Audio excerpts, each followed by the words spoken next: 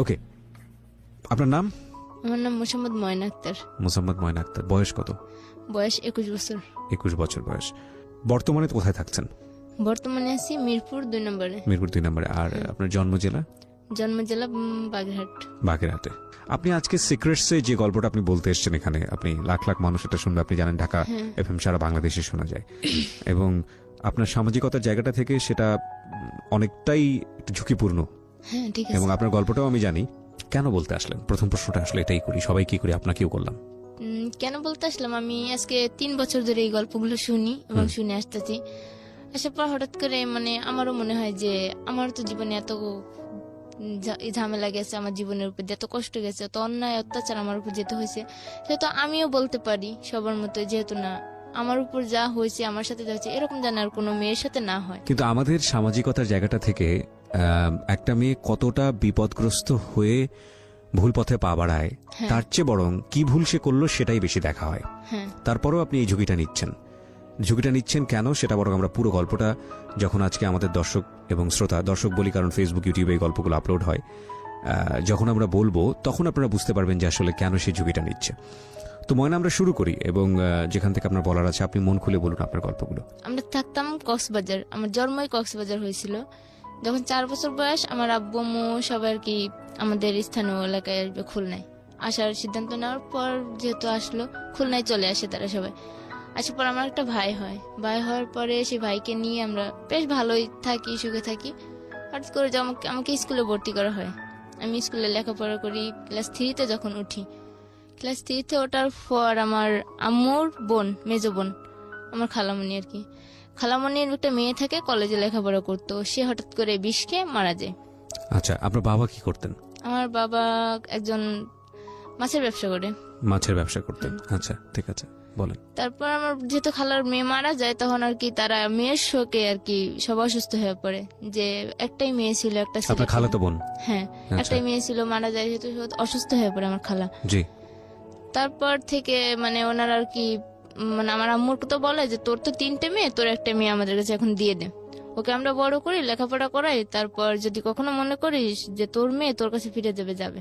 তারপর আমার আম্মু অনেক কান্নাকাটি করে যে না, আমার 3টে মেয়ে, 3টেই তো সমানই মেয়ে, একটা থাকলেও যে কষ্ট আর 2টা থাকলেও সেই কষ্ট, আর একটা হারালেও যে বেদনা, 2টা হারালেও সেই বেদনা, তাহলে আমি কি করে দেবো? পরে আমার আম্মুটা অনেক বোঝায়, আমার ছোট খালা বড় খালা বোঝানোর পর আমার আম্মু আমাকে দিতে রাজি হয় যে না, তাহলে তোর মেঝিমাটাকেই দিয়ে দি। পরে আমাকে নিয়ে যায় আমার খালা, ওইখানে রাখে, ওইখানে নিয়ে স্কুলে ভর্তি করে। বেশ ভালোই দিনকাল যায়, লেখাপড়া করি। ক্লাস 5-এ উঠি। তখন ক্লাস 5-এ ওঠার পর আমি অসুস্থ হয়ে পড়ি অনেক। অসুস্থ হওয়ার পরে বাপ মা, আর ছোটবেলা থেকে তো বাপ মার কাছে বড় হয়েছি, কখনো এরকম করে থাকি নাই।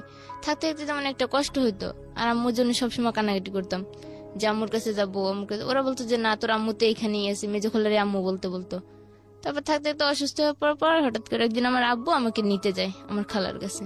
তারপর আমার খালা দিয়ে দেয় আমাকে, দিয়ে দেয়। ওখান থেকে বাড়ি চলে আসি। বাড়ি আসার পর সবার কাছে বায়না করি যে আমি আর ওইখানে যাবো না, ওইখানে থাকবো না। আর আমি আমার খালাতো ভাইকে একটু ভয় পেতাম বেশি, কারণ সে ছিল অনেক রাগী, যেটি কিছু বললেই মারধর শুরু করতো, বকাবকি দিত। পরে আমি আব্বুর সবটা বলার পর, যদি ভুল না করে থাকি তো আপনি আসলে আপনার খালাতো বোন মারা যাওয়ার পরে ওনার বাসায় থাকতেন, যাতে করে মেয়েকে ওইভাবে সে অনুভব না করে, আপনাকে নিজের মেয়ের মতো মনে করতে পারে। নিজের মেয়ের মতো মনে করতো আমার খালা, কিন্তু আমার খালা তো ভাই কখনো আমাকে মনে করতো না, বোনের মতো মনে করতো না। সবসময় অন্যর চোখে দেখতো যে খালাতো বোনই। জি। তারপর থাকার পরে সেখান থেকে বাড়িতে আসার পর তো আব্বু আবার স্কুলে ভর্তি করে দেয়। 5-এ ভর্তি করে দিলে লেখাপড়া করি, সুন্দর মতো চলি। তারপর একটা ইচ্ছা ছিল যে তুই অনেক মেধাবী আসছিলি, আর তুই আমার ভবিষ্যতে একটা কিছু করে দেখাবি, যে না, আমার মেয়ে গরিবের মেয়ে হলেও একটা কিছু করবে অবশ্যই। তা আমাকে ভর্তি করে দেয়, লেখাপড়া করি। তা আমার আবার ওইখানে থাকার পর ওই স্কুলে মেয়েদের সঙ্গে ওঠা বসা করতে করতে আমার একটা অন্যরকম একটা অভ্যাসে পরিণত হয়ে যায়, টাকার নেশা। ওইখানে মেয়েরা যেমন টাকা দিয়ে খাওয়া দাওয়া, ঘোরাফেরা, সাজ পোশাক, সবকিছুই ঠিক মতো করে দেয়, আমার আর ওই দিকে নজর চলে যায়। তারপর যাওয়ার পর কোন ক্লাসে তখন আপনি? তখন আমি 7-এ, 6 থেকে 7-এ উঠছি। ওটার পর আব্বু আমাকে একটা স্বর্ণের নাকফুল বানাই দিছিল। তা আমি আবার এই টাকার নেশে মাইতে বান্ধবীদের সাথে ওই নাকফুলটাকে আমি স্বর্ণকারের দোকানে বিক্রি করে দিই। আচ্ছা। বিক্রি করে আমি আর ওই টাকা দিয়ে বান্ধবীদের নিয়ে ঘুরি, খাওয়া দাওয়া করি, চলি। তারপর হঠাৎ করে এখন টাকা শেষ, আব্বুর কাছে টাকা চাইলে দেয় না, বলে যে তুই টাকা নিয়ে শুধু নষ্ট করস, টাকার মানেই বুঝোস না, তোর আর টাকা দেওয়া হইব না। পরে আম্মুর ডিম চুরি করা শুরু করি ঘর থেকে, যে ডিম চুরি করে আর বিক্রি করে এরকম বান্ধবীদের নিয়ে চলাচল করতাম। তারপর আম্মু একদিন টের পেয়ে যায় যে ও ঘর থেকে অনেক ডিম নিয়ে ওই মানে স্কুলে যাইতে বিক্রি করে করে করে টাকা নষ্ট করতেছে। পরে আম্মু যখন টাকা দেওয়া বন্ধ করে দেয়, দেওয়ার পর আব্বুর হাতে ছিল একটা রূপার আংটি। আব্বু একদিন খুলে আংটিটা কোথায় যেন গেছে, যার পর আমি ওই আংটিটা নিয়ে গেছি, নিয়ে আংটিটা বিক্রি করছি, করে 600 না 700 টাকা পাইছি। পাওয়ার পর ওই টাকা দিয়ে বেশ 4-5 দিন চলছি। চলার পরেই ক্লাস 8-এ উঠি। তারপর পরীক্ষাও দিয়ে ঠিক মতো লেখাপড়াও করি, আবার এই দুষ্টামিও করি সবার সাথে। করার পর একদিন আস্তে আস্তে এরকম করে 8-এ উঠি। 8-এ জিএসসি পরীক্ষা দেওয়ার প্রথম। তা আব্বু আমার একটাই কথা বললো যে তুই যা করিস মা ভাইবে চিন্তা করিস, এটা কিন্তু তোর জীবনের সাথে জড়ে আছে। তোর আমি একটা কথাই বলছিলাম যে তুই ভবিষ্যতে একটা কিছু করতে পারবি, যেহেতু তুই মেধাবী আছিস। আর আমার বড় বোনটা অনেক সংসারী ছিল, ও ঢাকায় চাকরি করতো আর আমাদের সংসারে অনেকটাই হেল্প করতো আমার বাবাকে আর কি। জি। তারপর এই কথা বললো আব্বু, বলার পর আমি বললাম যে আচ্ছা ঠিক আছে, যেহেতু বলছো আমি তোমার মুখ রাখবো। পরীক্ষা আসলো, পরীক্ষা আসার পর পরীক্ষা দিলাম, বেশ ভালোই রেজাল্ট বেরোলো। তা আব্বুও খুশি হইলো। আব্বু মার কাছে বলে পরে মাও বলতেছে যে ঠিক আছে এবার থেকে ওর প্রতি একটু খেয়াল রাখতে হবে, ভালোভাবে লেখাপড়ার জন্য কোনো ঘামতি না দেয়। আমি 9-এ উঠি। 9-এ প্রথম পরীক্ষা দেই, দেওয়ার পর দ্বিতীয় সময় পরীক্ষা দিব, পুরো কমপ্লিট তৈরি আমি যে পরীক্ষা দেওয়ার জন্য। রাত্রে হঠাৎ করে ফোন আসে যে আমার আপু অনেক অসুস্থ, আমাকে যাইতে হবে ঢাকায়। কিন্তু এটা যে আমার জন্য একটা মিথ্যে চক্রান্ত ছিল আমি কখনো বুঝতে পারিনি, যে আমার দুলাভাই আমাকে বিয়ে দেওয়ার জন্য ঢাকায় নিয়ে আসে। তারপর আমার আম্মু আমাকে নাইটেই পাঠিয়ে দেয়। আমার এক পাশের আপু আছে, তাকে দিয়ে আমাকে দিয়ে দুইজনকে দিয়ে পাঠিয়ে দেয়। কিন্তু সেও যে চাকরির উদ্দেশ্যে আসবে আর আমাকে যে এখানে পাঠাবে বিয়ের উদ্দেশ্যে আমি জানতাম না। পাঠানো হয়েছে। হওয়ার পর আমি রাত্রে আসছি, সকালবেলা আপুর কাছে আসছি। আপু দেখি যে কই অসুস্থ তো না, আপু তো সুস্থই আছে। এটা তো মিথ্যে বলছে। পর আমি আপুরে বললাম যে আমার দেখ আজকেই পরীক্ষা ছিল, তুই আজকে অসুস্থ কথা বলে আমাকে ঢাকায় নিয়ে আসলি, এটা কিন্তু ঠিক করিসনি। আমি আমার আপুর সাথে দুলাভের সাথে অনেক ঝগড়া করি, গ্যাঞ্জাম করি। গ্যাঞ্জাম করার পর থাকতে থাকতে মানে অনেক দিনই চলে যাই। আমি মানে আমার মন খারাপ থাকতো সবসময় যে আমি কি করলাম, কেন আসলাম এখানে। আপনাকে নিয়ে আসছিল কেন, কোনো কারণ আছে? নিয়ে আসছিল কারণ যে আমার আবার এর মধ্যে মানে আমি যখন লেখাপড়া করতাম আমার ওইখানে একটা সম্পর্ক ছিল আবার। ও চাচ্ছিল যে ওখান থেকে আপনাকে ডাইভার্ট করতে। ওকে। আমার আম্মু আর আব্বু চাচ্ছিল যে ওইখানে মানে ওই ছেলেটার থেকে যাতে আমি দূরে থাকতে পারি। দূরে থাকলে মনটা চেঞ্জ হয়ে যাবে। হ্যাঁ, মনটা চেঞ্জ হয়ে যাবে। আর আমার মানে 9 ওঠার পর আমার একটু লেখাপড়ার দিক থেকে মনটা সরে গেছিল, আচ্ছা। যেহেতু ওই চিন্তাটা মাথায় ছিল। তারপর আপু আনে ঢাকায় আনে, প্রায় মাসখানেকের মতো আপুর কাছে বসে থাকি। তারপর দুলাভাই বলতেছে যে তাহলে ওর একটা চাকরিতে ঢুকাই দাও। তা আমাকে ওইখানে আবার একটা চাকরিতে দেয়া দেয়। পরে এইভাবে অনেকদিন যাইতে যাইতে প্রায় বছর খানিক চলে গেল ওইখানে। আবার ওইখানে একটা ছেলে, আমি যেখানে চাকরি করতাম ওইখানে একটা ছেলে আমাকে আবার পছন্দ করে। তা আমাকে না বলে আমার ফুফাতো বোন ছিল, ওনার কাছে বলছে। মানে আমার আফন যে বোন, সে বলতেছে না ওকে এত তাড়াতাড়ি বিয়ে দেবো না, ও চাকরি করুক, নিজের পায়ে দাঁড়াক। আপনার সম্পর্কে বলছে? হ্যাঁ। তারপর ফুফাতো বোনের সাথে আর আমার বোনের সাথে ঝগড়া হয়। ঝগড়া হওয়ার পর আমি মানে কার কাছে যাব কার কাছে থাকবো বুঝতেই পারতাছি না। তারপর আমার আপুর সাথে আমারও মানে দুই একটা কথা নিয়ে ফোন নিয়ে ঝগড়া হয়। হওয়ার পর আমি আমার ফুফাতো বোনের কাছে চলে আসি। আসার পরে ফুফাতো বোন আমাকে 2-1 মাস থাকতে দিল, ভালোভাবে চললাম। চলার পর ওই সময় কি লেখাপড়া একদম অফ? পুরো অফ। ওই যে আসলাম ঢাকা আসার পর লেখাপড়া পুরো অফ। মানে এই ছেলেটার সাথে সম্পর্ক কেন্দ্র করে আপনার লেখাপড়া এক ধরনের অফ হয়ে গেল? পুরো অফ হয়ে গেল। ছেলেটার সাথে সম্পর্ক ছিল, শুধুমাত্র মেনে নিত বাবা মা হয়তো, কিন্তু মেনে নেয় না যে সে ছিল একটা রাখাল। মানে বাপ ছিল না, মা ছিল। সে ওই পরের গরু মহিষ রাখতো আর ঘের পাহারা দিত। আচ্ছা, তো এই কারণেই আপনার ছেলেটার ব্যাপারে রাজি ছিল না আপনার বাবা? না, রাজি ছিল না। তারপর ঢাকায় আসা মানে আফুর কাছে থাকতে থেকে 2-1 মাস থাকতে থাকতে পরে আপু বলতেছে ও তো তোকে অনেক পছন্দ করে, ও তো তোর বিয়েই করতে যাচ্ছে, এখন কি করবি বল। তাই বলছি তুমি যা ভালো বুঝো তাই করো। আমি আমার ফুফাতো বোনকে বলি। বলার পর সে ওইখানেই 2009 সালে মে মাসের 27 তারিখে ওর সাথে আমার বিয়ে হয়, সেই ছেলেটার সাথে। আচ্ছা, মানে ক্লাস 9-এ থাকা অবস্থায়? না, তখন 1 বছর ঢাকা আসলাম। ও তো মানে ক্লাস 10 এর বয়স? হ্যাঁ, ক্লাস 10 এর বয়স তখন। তখন আর কত হবে, মানে 12 থেকে 13 বছর বয়স হবে। ওকে। তখন আমাকে বিয়ে দেয়। বিয়ে দেওয়ার পর ওখানে 1 সপ্তাহ থাকি। থাকার পর আমার শ্বশুর বাড়ির থেকে মানে সবাই তো মানে ভীষণ রাগ যে একা বিয়ে করছে ছেলে, ছেলেকে কখনো মেনে নেবো না, আর বউকে তো তো মেনে ছেলে নেবই। আপনাকে দেখে বিয়ে করেছিল নাকি আপনি ছেলেকে দেখে বিয়ে করেছেন? আমিও ছেলেকে দেখছি, ছেলেও আমাকে দেখছে। দুজনেই রাজি ছিলেন হ্যাঁ, বিয়েতে? দুজনেই রাজি থাকা অবস্থাতেই বিয়েটা হয়েছে। আপনার বাবা মা রাজি ছিল এই বিয়েতে? না, আমার বাবা মা রাজি ছিল না, আমার বোনও রাজি ছিল না, শুধুমাত্র আমার ফুফাতো বোন আর আমি রাজি ছিলাম। আপনি কেন রাজি ছিলেন? আমার ফুফাতো বোন বলছে যে ছেলেটা অনেক ভালো, তারপর ওই ছেলেটাকে আমিও চিনতাম। ওকে, তারপর? তারপর তো শ্বশুর বাড়িতে নিয়ে যায় এক সপ্তাহ পর, এক সপ্তাহ কি 8 দিন পর নিয়ে যায়। যাওয়ার পর ওখানে ওদের যে নিয়ম, সেই নিয়ম অনুযায়ী মেনে নেয়। নেওয়ার পর বেশ ভালোই সুখে শান্তিতে সংসার চলছে। কিন্তু এর মধ্যে আমাকে যেদিন নিয়ে যায়, তার পরের দিন আমার ননদের দেবর আছে একটা, সে লেখাপড়া করে, সে দেবর আমাকে মানে বিয়ের পরের দিন আর কি, ওখানে যাওয়ার পরের দিন অনুষ্ঠান আর কি, বউ ভাতের অনুষ্ঠানে ওই দেবর আসে। আসার পর ওই দিনই আমাকে দেখছে, দেখার পর আমার ছবি তুলে নিয়ে গেছে, আর আমার থেকে আমার ফোন নাম্বার নিয়ে গেছে।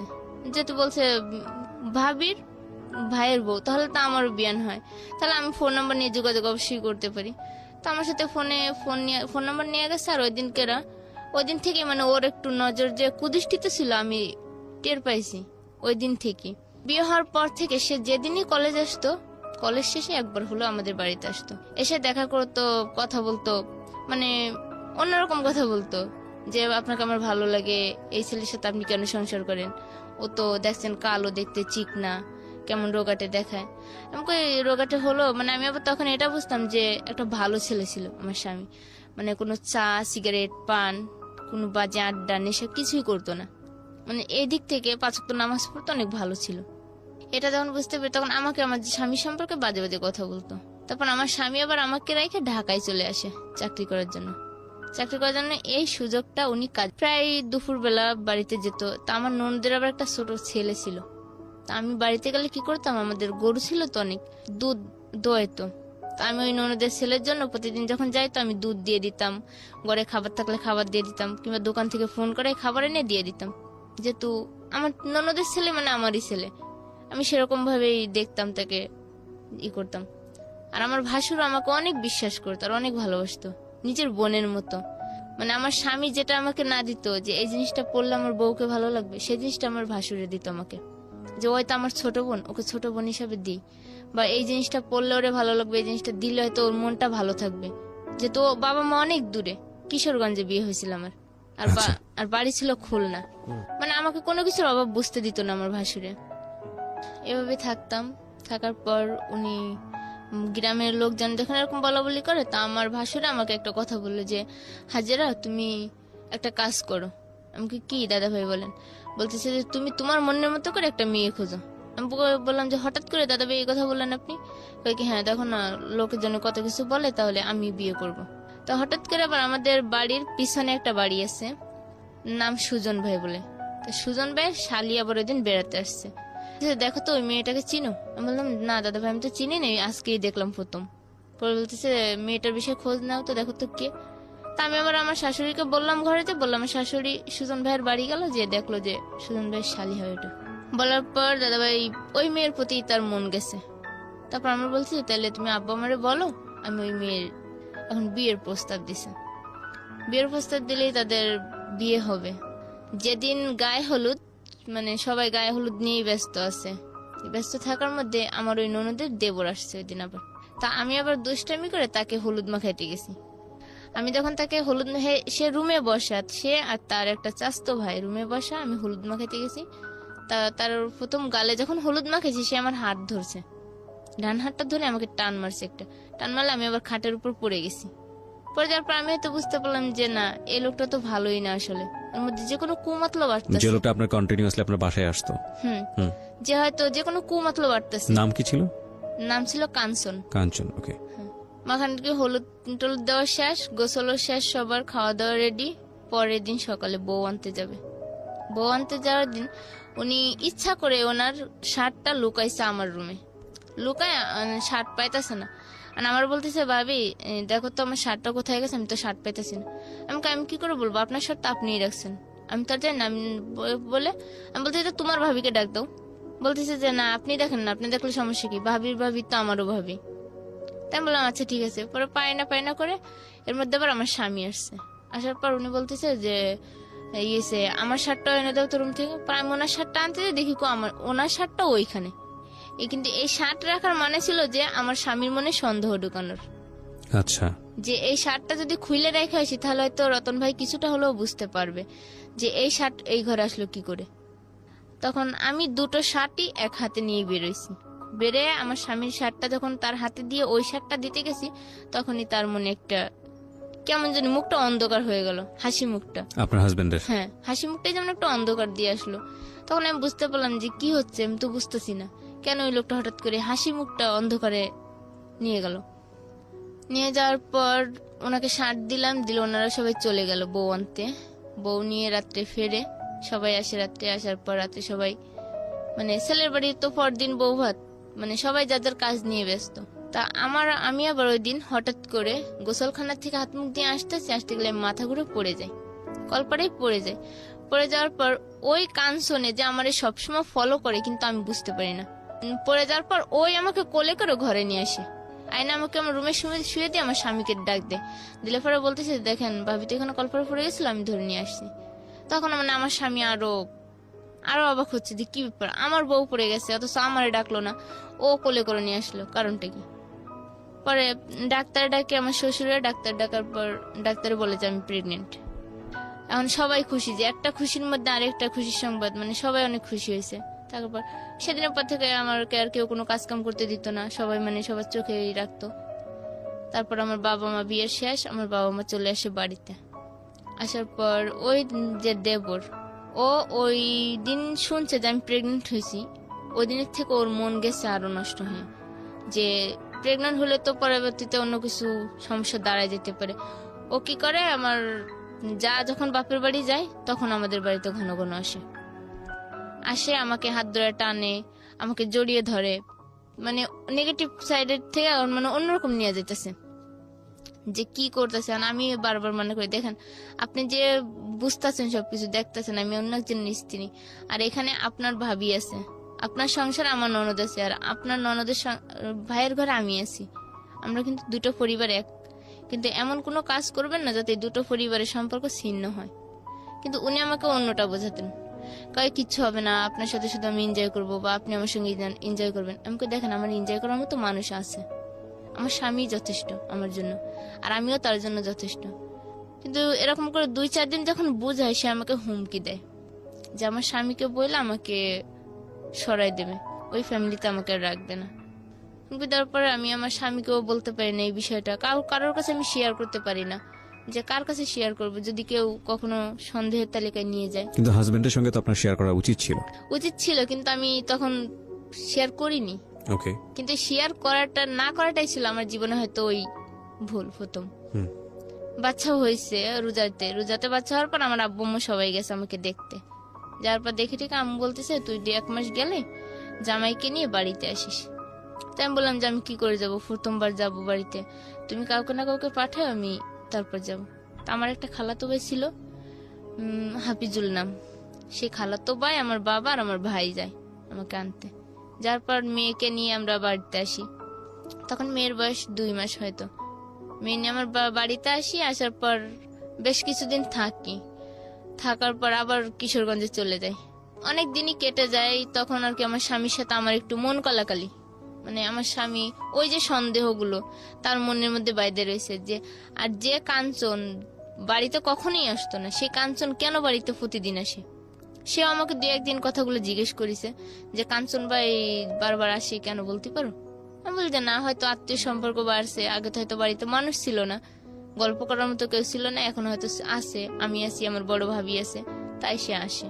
দেবর একদিন আমাদের বাড়িতে আসে, আমার যাও রুমে শোয়া, আমি আমার রুমে শোয়া। দেবর মানে কি, কাঞ্চন? হ্যাঁ, কাঞ্চন বাড়িতে আসার পর হট করে রাত্রে থাকবে বলতেছে, যে আজকে রাত্রে আর বাড়ি যাবে না, কলেজ শেষ করে বাড়ি যাবে না। আপনার কেমন দেবর হতো উনি? আমার দেবর না, আমার ননদের দেবর। আপনার ননদের দেবর হতো? হ্যাঁ। আচ্ছা, আমার সম্পর্কে বিয়ে আর কি। ওকে। তা সে বলতেছে কি, ভাবি আজকে আমি বাড়ি যাব না, আমি আজকে আপনাদের এখানে থাকবো। তা আমার শাশুড়ি আবার ওই দিন আমার মামা শ্বশুর বাড়ি গেছে, আর আমি যেহেতু প্রথম ওই সংসারে গেছি, সেহেতু আমার উপরে সংসারের দায়িত্ব ছিল বেশি, আমার বড় জাত থেকেও। তারপর আমার ভাবিরে বললাম যে ভাবি কাঞ্চন ভাই তো আজকে বাড়িতে যাবে না, এখানেই থাকবে বলতেছে, কি করবো? ওরা বলছে যে তুমি যেটা ভালো বুঝো সেটা করো। পরে আমি বললাম যে আচ্ছা ঠিক আছে, তাহলে আমি যেটা ভালো বুঝি সেটা, তাহলে থাকুক, মেহমান তো আর বলা যায় না যে চলে যান, থাকতে দেওয়া যাবে না। আর যেহেতু ননদ আছে সেই সংসারে, তাহলে তো আরো রাখতেই হয়। রাখি, থাকার পর ওই রাত্রে উনি কি করে আমাকে বলে, ভাবি মশারিটা টাঙিয়ে দিয়ে যান। আমি শুয়ে পড়ছি, শীতকাল তখন। তা আমি ওনার রুমে গিয়ে মশারি টাঙাতে গেছি। মশারি টাঙাতে যাওয়ার পর উনি আমাকে হাত ধরে টান দিয়ে ওনার উপরে নিয়ে গেছে। ওনার তখনই আমি ধাক্কা মেরে উঠে আসছি। আসার পর দ্বিতীয়বার আমাকে হাত ধরে টান দিয়ে খাটের উপরে বসে আমি আর কি বলতেছি যে কাঞ্চন ভাই ছাড়েন, এটা কিন্তু ঠিক না, আপনি যেটা করতেছেন এটা কিন্তু আপনার আবেগ দিয়ে করতেছেন, কিন্তু পরবর্তীতে এটা কোন পর্যায়ে যাবে কেউ জানতে পারলে, শুনতে পারলে জানেন আপনি তখন কি হবে। বলতেছি পরেরটা পরে হবে। তারপর নেওয়ার পর আর কি চলে গেছে। ওই দিন শেষ, সকালবেলা উনি নাস্তা করে চলে গেছে। যাওয়ার পর ওই দিন থেকে আমার মনে মনে একটা ভয় জাগলো যে উনি যেহেতু এতটা সিনকেট করতেছে আমার সাথে, তখন তো আর আমার এই সংসারে থাকাই হবে না। আর মেয়ের বয়স তখন। এখানে আমি আপনাকে একটা প্রশ্ন করতে চাই। আপনি খুব ভালোভাবে আগে থেকে বুঝতেছিলেন যে ওনার আচরণ স্বাভাবিক না, তারপর আপনি রাতের বেলা ওনার মশারি টানাতে কেন যাচ্ছিলেন? যে বলছে যে ভাবি মশারিটা টানাই দিয়ে দেন, আমি লেপ গায়ে দিয়ে শুয়ে পড়ছি। তাই বলছি যখন বলছে যে মশারিটা টাঙাই দিয়েই আসবো, সমস্যা কি? না, কিন্তু আপনি যখন, না সমস্যা অবশ্যই আছে, কারণ আপনি যখন দেখছিলেন আপনার হাজবেন্ডও বিষয়টা নিয়ে একটু হলেও সন্দেহ করছে, সুতরাং আপনার সতর্ক হওয়া উচিত ছিল। এইসব জায়গাতে আপনার স্টেপ ফেলার আগে অবশ্যই সতর্ক হওয়া উচিত ছিল, আমার মনে হয় যেটা। ঠিক আছে, আপনি আপনার মতো করে ব্যাখ্যা করছেন, বলুন তারপর কি হলো? তারপর সকালবেলা উনি নাস্তা করে চলে গেছে। যাওয়ার পর মানে ওই দিন থেকে আমার মনে একটা বড় ভয় জন্ম নিল যে আমার হয়তো এই সংসারটা ভেঙেই যাবে। তারপর আমার মানে প্রতিদিন ভয়ে কাটতো। আর উনিও বাড়িতে আসা বন্ধ করে দেয় হঠাৎ করে, যে ওই দিন কেরা উনি আমাকে ওরকম করলো। করার পর আমি যেহেতু বললাম মুখ কালা করে, তখন থেকে উনি আসা বন্ধ করে, বাড়িতে আসা বন্ধ করে প্রায় বেশ কিছুদিন যায়, 3-4 মাস ভালোভাবেই যায়, সুখেই থাকি, কোনো ঝগড়াও না, গাঞ্জামো না। স্বামী ভালো আছে, রাজমিস্ত্রি কাজ করে, আসে যায় বাড়িতে, ভালোইভাবে চলে। হঠাৎ করে উনি আবার বাড়িতে আসা শুরু করার পর উনি আমাকে ডাইরেক্ট বলতেছে, ভাবি আপনার সাথে আমি অন্যরকম সম্পর্ক করতে চাই। বললাম যে কি সম্পর্ক করতে চান আপনি? এত কিছুর পর আপনি জানেন না যে আপনার আর আমার সম্পর্ক নিয়ে দুটো জীবন, আপনার ভাইয়ের জীবন আর আমার ননদের জীবন, আবার এদিকে আমার সন্তান, আমার স্বামী, শ্বশুর শাশুড়ি, সবকিছু কিন্তু ভেঙে যাবে সংসারটাই। পরে বলতেছে যে না, কিচ্ছু হবে না, কেউ বুঝতেও পাবে না। পরে আমি সবটাই না স্বীকার করে ও চলে আসি। আসার পর আমি তাকে একবারই বলে দিছি, দেখেন আপনি যদি নেক্সট টাইম এরকম কিছু করার চেষ্টা করেন তাহলে আমি সবাইকে বলে দেবো। এটা অনেক পরে গিয়ে বলছেন, আপনার আরো আগে বলা উচিত ছিল। আমি এরকমটাই বলছি। পরে বলতেছে যে আপনার স্বামীর সাথে শেয়ার করলে আপনি এই কলঙ্কিত হবেন, আপনাকে এই কলঙ্কিত মনে করে শেয়ার আপনাকে কখনো স্ত্রী মর্যাদা দেবে না। আচ্ছা, আমাকে এরকম করে ভয় দেখানোর পর আমি আর কি নিজে নিজেই আমার মনে ভয় কাজ করে। তারপর হঠাৎ করে আমার আব্বু যায় আমাদের এখানে, গেলে আমার মেয়ে অসুস্থ হয়। হঠাৎ করে আমার মেয়ে আর কি নিউমোনিয়ার মতো পর্যায়ে চলে যায়, অসুস্থ হয়ে যায়। যাওয়ার পরে আমার আব্বু, আমি আর আমার স্বামী হসপিটালে নিয়ে যাই মেয়েকে নিয়ে। হসপিটাল থেকে 3 দিন পর আসি বাড়িতে। আসার পর আমার শাশুড়ি আর আমার ভাসুর, যে ভাসুর এত ভালো ছিল, সেই ভাসুর হঠাৎ করে বলে কিনা আমার বাপের বাড়ি থেকে টাকা এনে দিতাম, 1 লাখ টাকা এনে দিতাম। আপনার বাবার বাড়ি থেকে? হ্যাঁ, আমার বাবার বাড়ি থেকে। এটা কি আপনার ভাসুর বলে না আপনার জামাই বলে? আমার ভাসুরই বলতেছে। কেন? আমিও নিজেও এই প্রশ্নের উত্তর আজও বুঝে পেলাম না যে আমার ভাসুর আর শাশুড়ি কেন আমাকে এই কথাটা বলছিল। আমার মেয়ে অসুস্থ ছিল, আমি হসপিটালে গেছিলাম, ভালো মানুষ, ওখান থেকে সুস্থ হয়ে আসলাম, হঠাৎ করে আমাকে এই কথা বলে যে তোমার একটা ঘর করবো বড় করে, তোমাদের 2 ভাইয়ের স্বামীর জন্য, তোমরা 2 জামাই থাকবা, বাপের বাড়ি থেকে 1 লাখ টাকা আনো।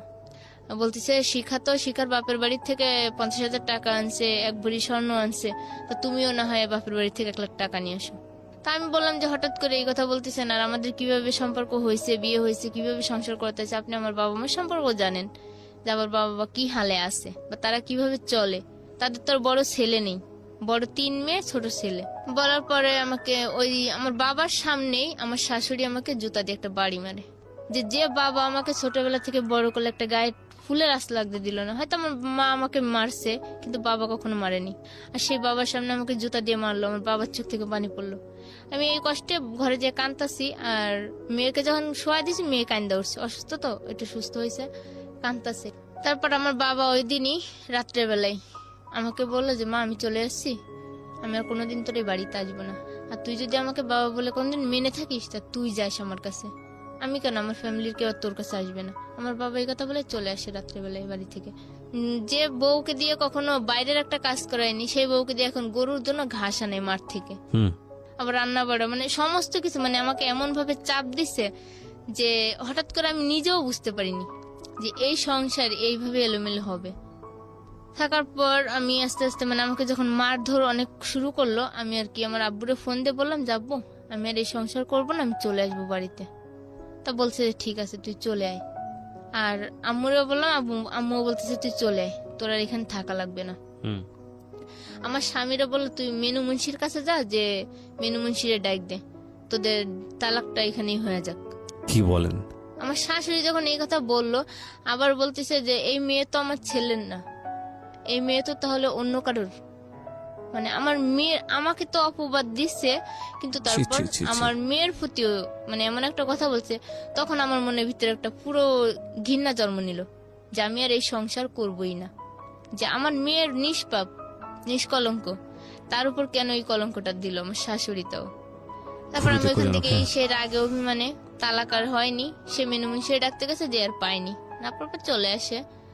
আসার পর আমি গাড়িতে উঠাই সবকিছু একাই, মেয়েকে নিয়ে নিয়ে আস্তে আস্তে সমস্ত কিছু গাড়িতে উঠে কিশোরগঞ্জ বাস স্ট্যান্ডে আসি। আসার পর ওখান থেকে পুরো ঢাকা থেকে আমি আমার পুরো গ্রামে চলে গেছি। বাড়িতে গেছি, যা 2 দিন পরে আমার স্বামী আমাকে ওইখানে রেখে চলে আসে বাড়িতে। আসার পর থাকি বাড়িতে, থাকার পর 3 মাস থাকি মেয়েকে রেখে। মেয়ের বয়স তখন 18 মাস। মেয়েকে কোথায় রেখেছিলেন? মেয়ে তখন আমার মার বাড়িতেই ছিল। আর আপনি? আমি আমার মার বাড়িতেই 3 মাস থাকি। ওকে। থাকার পর আমরে বলতেছি হঠাৎ করে যে আমি আর বাড়িতে থেকে কি করব, মেয়ে তো এখন ভাত খাওয়াই শিখছে, খাবার দাবার খাওয়া শিখছে, তোমরা ওকে মানুষ করো, আমি ঢাকা গিয়ে না হয় চাকরি করে আমি তোমাদের সংসারেও কিছু দেই, 2টা মানুষ বোঝা হয়ে যখন আসি। তা আমার আবার পাশের একটা ফুফু আছে বাড়ির পাশেই, সে ফুফু বলতেছে যে তাহলে চল আমিও ঢাকায় যাবো, তাহলে 2জনেই একসাথে যাই, ফুফু বাস্তি একসঙ্গেই যাই, যে না হয় একসাথে থেকে চাকরি করব, বাড়ি কিছু টাকা পয়সা পাঠাবি। তা আমিও রাজি হইলাম। একদিন ভোরবেলা আমি আমার মেয়েকে ঘুমে রাখা, আম্মু আব্বু সবাই জানে, আমি চলে আসছি ঢাকায়। ওকে। কিন্তু ওই যে ঢাকায় ওই ফুফুর যে আমাকে কত সালের দিকে এটা? কত সালের দিকে? এটা 4 বছর আগে। ওকে। তারপর চলে আসি। আপনার হাজবেন্ডও জানতো না এটা? না, সে জানে না যে আমি ঢাকায় আসবো, কিন্তু সে আমার সাথে কোনো যোগাযোগই রাখে নাই। ওই প্রথম কি ঢাকায় আসে নাকি এর আগে এসেছিলেন? এর আগে ওই যে বিয়ের আগে ছিলাম ঢাকা। ওকে। তারপর কিন্তু আমার স্বামীও জানে না যে আমি এই মুহূর্তে ঢাকা আসবো বাচ্চা রেখে। ঢাকা আসি, আসার পর আমার ফুফু আর আমি আসি, ওই যে ফুফু বাড়ির পাশে ফুফু আসলো। আসার পর আমাকে বলতেছে যে চল আমার একটা পরিচিত বাসা আছে, আমরা ওইখানেই থাকি গিয়ে ঢাকায় নামার পরে। তা আমি বলতেছি আচ্ছা তুমি যেখানে থাকবো সেখানে তো আমাকেও রাখবে, যেহেতু আসছি 2জনে একসঙ্গে যাবো একসঙ্গে। তাই বলে একটা বাসায় নিয়ে গেল। সেই বাসায় না হলো 20 থেকে 25টা ছেলে 3টা রুমে থাকে, আর একটা রুমে একটা মহিলা মা আর ছেলে থাকে। ওকে। মানে মেস খাওয়ায় আর কি, যেটা ঢাকায় বলে যে মেস খাওয়ায় আর কি। এখানে মেস খাওয়ায়। আমি বলতেছি ফুফু এখানে তো অনেক ছেলে, এখানে থাকবো কি করে 2টা মেয়ে, তোমারও বয়স বেশি না আমারও বয়স তো বেশি না, তা আমরা এখানে থাকবো, পরে দেখা যাচ্ছে এটা লোকে কথা উঠাইবো।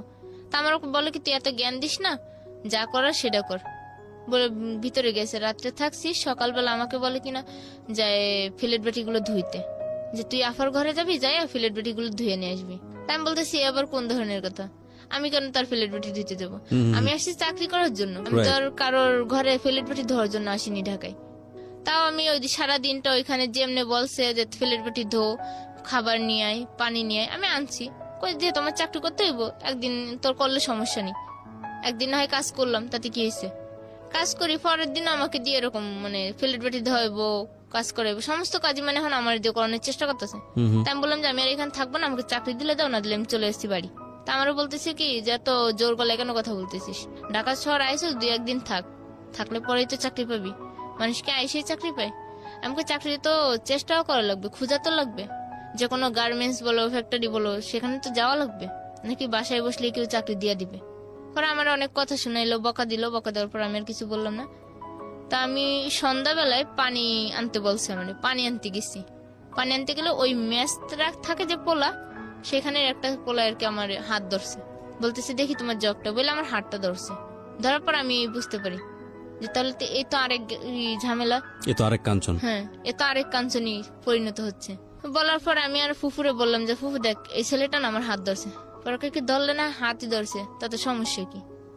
ফুফু যখন আমার এই কথা বলছে তখন আমি বললাম যে যেখানেই যাই সেখানে কি এই জীবনের প্রতি এমনটাই হয় মানুষের সাথে?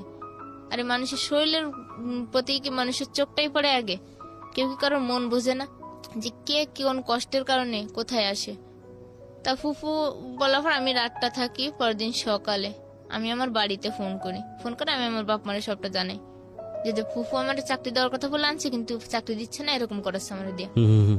আর আমার আম্মু বলতেছে তাহলে একটা কাজ কর, তোর যে ফুফাতো বোন তো তোর বিয়ে দিছিল, তা তুই সেই ফুফাতো বোনের কাছেই যা।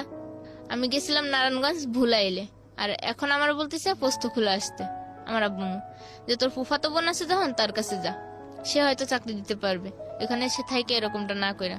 পর আমার নাম্বার দিল, ঠিকানা দিল, আমি সেই ঠিকানা মতো আমার ফুফাতো বোনের কাছে আসি। ফুফাতো বোনের কাছে রাতটা থাকি, দিনটা থাকি।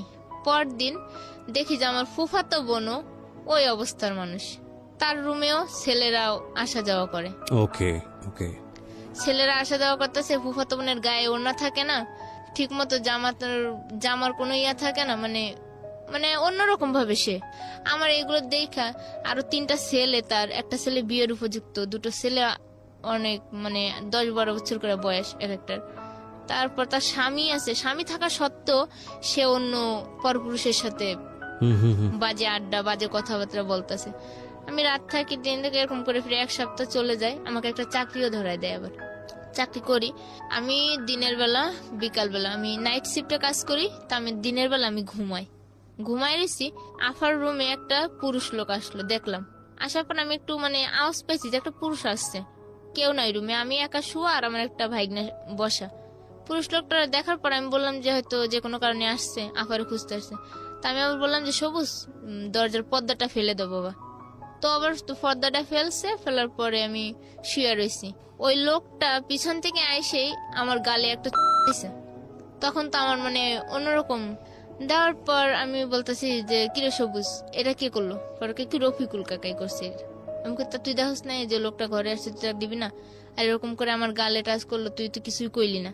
কয় কি কব আন্টি, আম্মু তো এরকমের, তাই আর কি মনে করছো তুমিও বুঝি এরকম।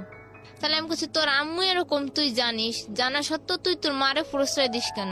তো ও বলতেছে যে কি করব, মায়ের কাছে থাকতে গেলে তো মায়ের সব কথাই শোনা লাগে, চলা লাগে, যেহেতু মায়ের উপরে খাইতাছি চলতাছি। পরে আমি আর কিছু বললাম না। ওইখানে বাড়িওয়ালা যে, সে বাড়িওয়ালারে বললাম আঙ্কেল দেখেন আমার বোন তো এরকমের, এই সিস্টেমে থাকে, সে চলে, তাহলে আমি ওনার কাছে থাকবো না, আমি আপনার কাছে থাকবো। 1 সপ্তাহ থেকে চাকরি করে যে কয় টাকা হয় পেয়ে আমি বাড়ি চলে যাবো। ওকে। তুমি বলতেছে আচ্ছা ঠিক আছে। তা আমার আপার সাথে আবার এই বাড়িওয়ালা ঝগড়া করে এই বিষয়টা নিয়ে, যে নিজের মামা তো বোন রে আইনে কেন এরকম ব্যবহারটা করাইতেছো, আর কেন তার সাথে এরকম ব্যবহার করতেছো। বলতেছে যে দেখেন আমি তো বাসায় ছিলাম না, ওর সাথে যা হয়েছে আমি তো দেখিও নাই, তাহলে আমি কি করে বলবো।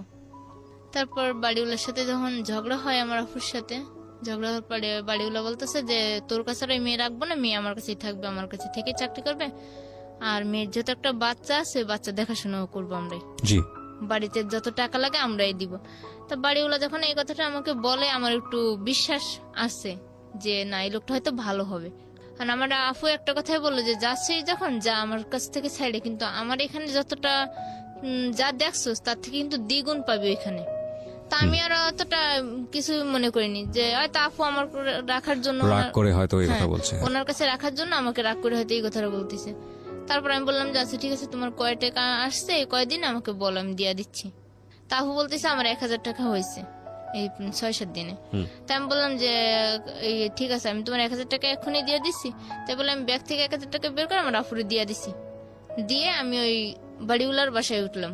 এটা বাড়িওয়ালার বাসায় থাকে, আমি দেখি বাড়িওয়ালার বউ মেসি মানে মেসি ছেলেদেরকে খাওয়ায়।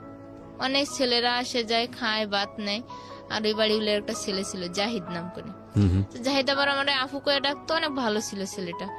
তা আমার একটা কথা বলছে যে আফু তুমি যে এখানে আসছো তোমাকে কিন্তু আব্বু চাকরিতে পাঠাইবে না, আব্বু কিন্তু আমাদের ঘরের কাজ করাবে, তুমি কিন্তু সাবধান থেকো।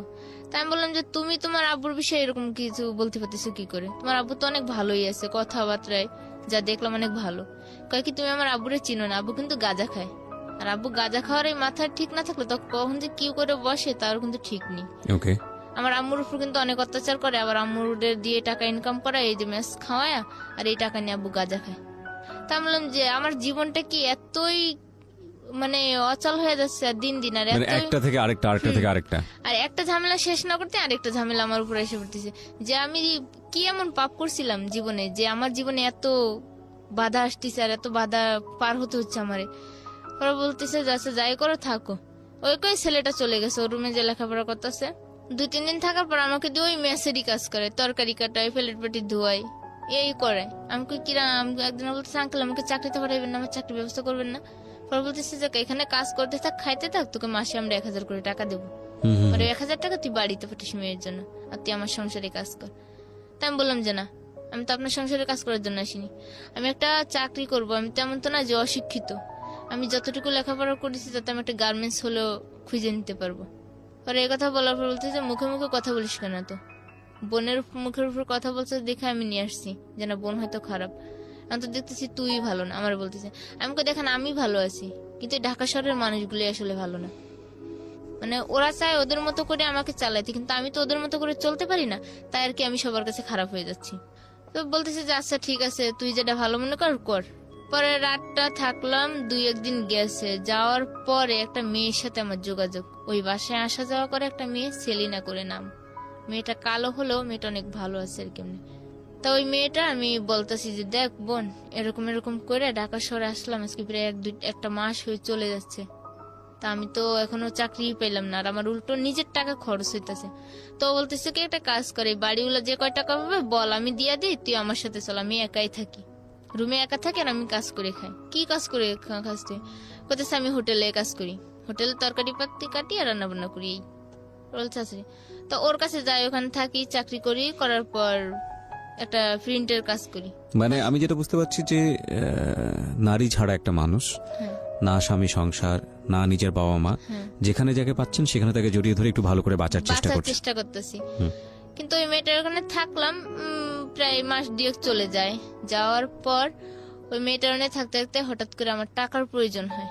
রুম ভাড়া যে কয় টাকা ইনকাম করছি রুম ভাড়া খাওয়া করে দিয়ে শেষ। এখন আমার বাড়িতে টাকা পাঠানো লাগবে 1000, আর আমি টাকাই পাচ্ছি না, যে কোথায় পাবো টাকা? কত টাকা? 1000 টাকা বাড়িতে দেওয়া লাগবে। আচ্ছা। কিন্তু এখন আমি কারোর কাছে 1000 টাকা পাচ্ছি না। আর আমি যে আগে যখন বিয়ের আগে ঢাকা থাইকে গেছি, ঢাকায় যে বিয়ে হয়েছিল, যে বাসায় থেকে যে বাড়িওয়ালা লিটন ছিল নাম, সেই লিটন ভাইয়ের সাথে আমার হঠাৎ করে ওইখানেই দেখা। ওই দিনই দেখা হওয়ার পর আমি লিটন ভাইয়ের সাথে কথা বললাম, বলার পর আমি বলতেছি লিটন ভাই আমার তো টাকা 1000 টাকার প্রয়োজন, তো আমাকে 1000 টাকা দেবেন। বলতেছে তুমি আমার সাথে সকালে কন্ট্যাক্ট করো, সকালে তুমি আমার সাথে কথা বললো, বলার পর তোমাকে একটা জায়গায় নিয়ে যাবো, তুমি 1000 না, তুমি যে কাজ করলে তুমি দিনের মধ্যে 2000 টাকাও পাইবা। আমি বললাম কি এমন কাজ? কি চলো দেখতেই পারবে। আমি বললাম আচ্ছা ঠিক আছে, আমি তাহলে সকাল আপনার সাথে যাবো, আমি অফিসে যাচ্ছি না। এই 1000 টাকা কি জন্য লাগতো বাড়িতে?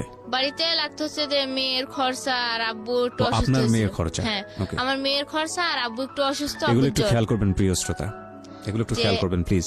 আব্বুর জ্বর আর কি, বাড়িতে 1000 টাকা আমার দেওয়াই লাগবে। আর যেহেতু আমার মেয়ে আছে তারও তো খাওয়া দাওয়া। মেয়ের বয়স কত তখন? মেয়ের বয়স আমি যখন আসছি তখন 18 মাস রেখে আসছিলাম, তখন তো 19-20 মাস, 2 মাসেরই ব্যবধান হবে, 20 মাস হয়তো পড়ছিল, রেখে আসছি। তারপর আমি বলতেছি যে এরকম, উনি বলছে যে তুমি যদি কাজ করো তাহলে তুমি টাকা পেয়ে যাবে, 1000 না 2000 টাকাও পাইবা। আমি বলতে আচ্ছা ঠিক আছে, যে কোনো কাজের বিনিময় হলো আমাকে টাকাটা দরকার, যেহেতু আর আব্বু অসুস্থ, মেয়ে আছে, মা আছে, ভাই, সংসারে তোর আব্বু যেহেতু অসুস্থ, তো তোর কেউ কাজ করতে পারতেছে না, চলবো কি করে ওরা?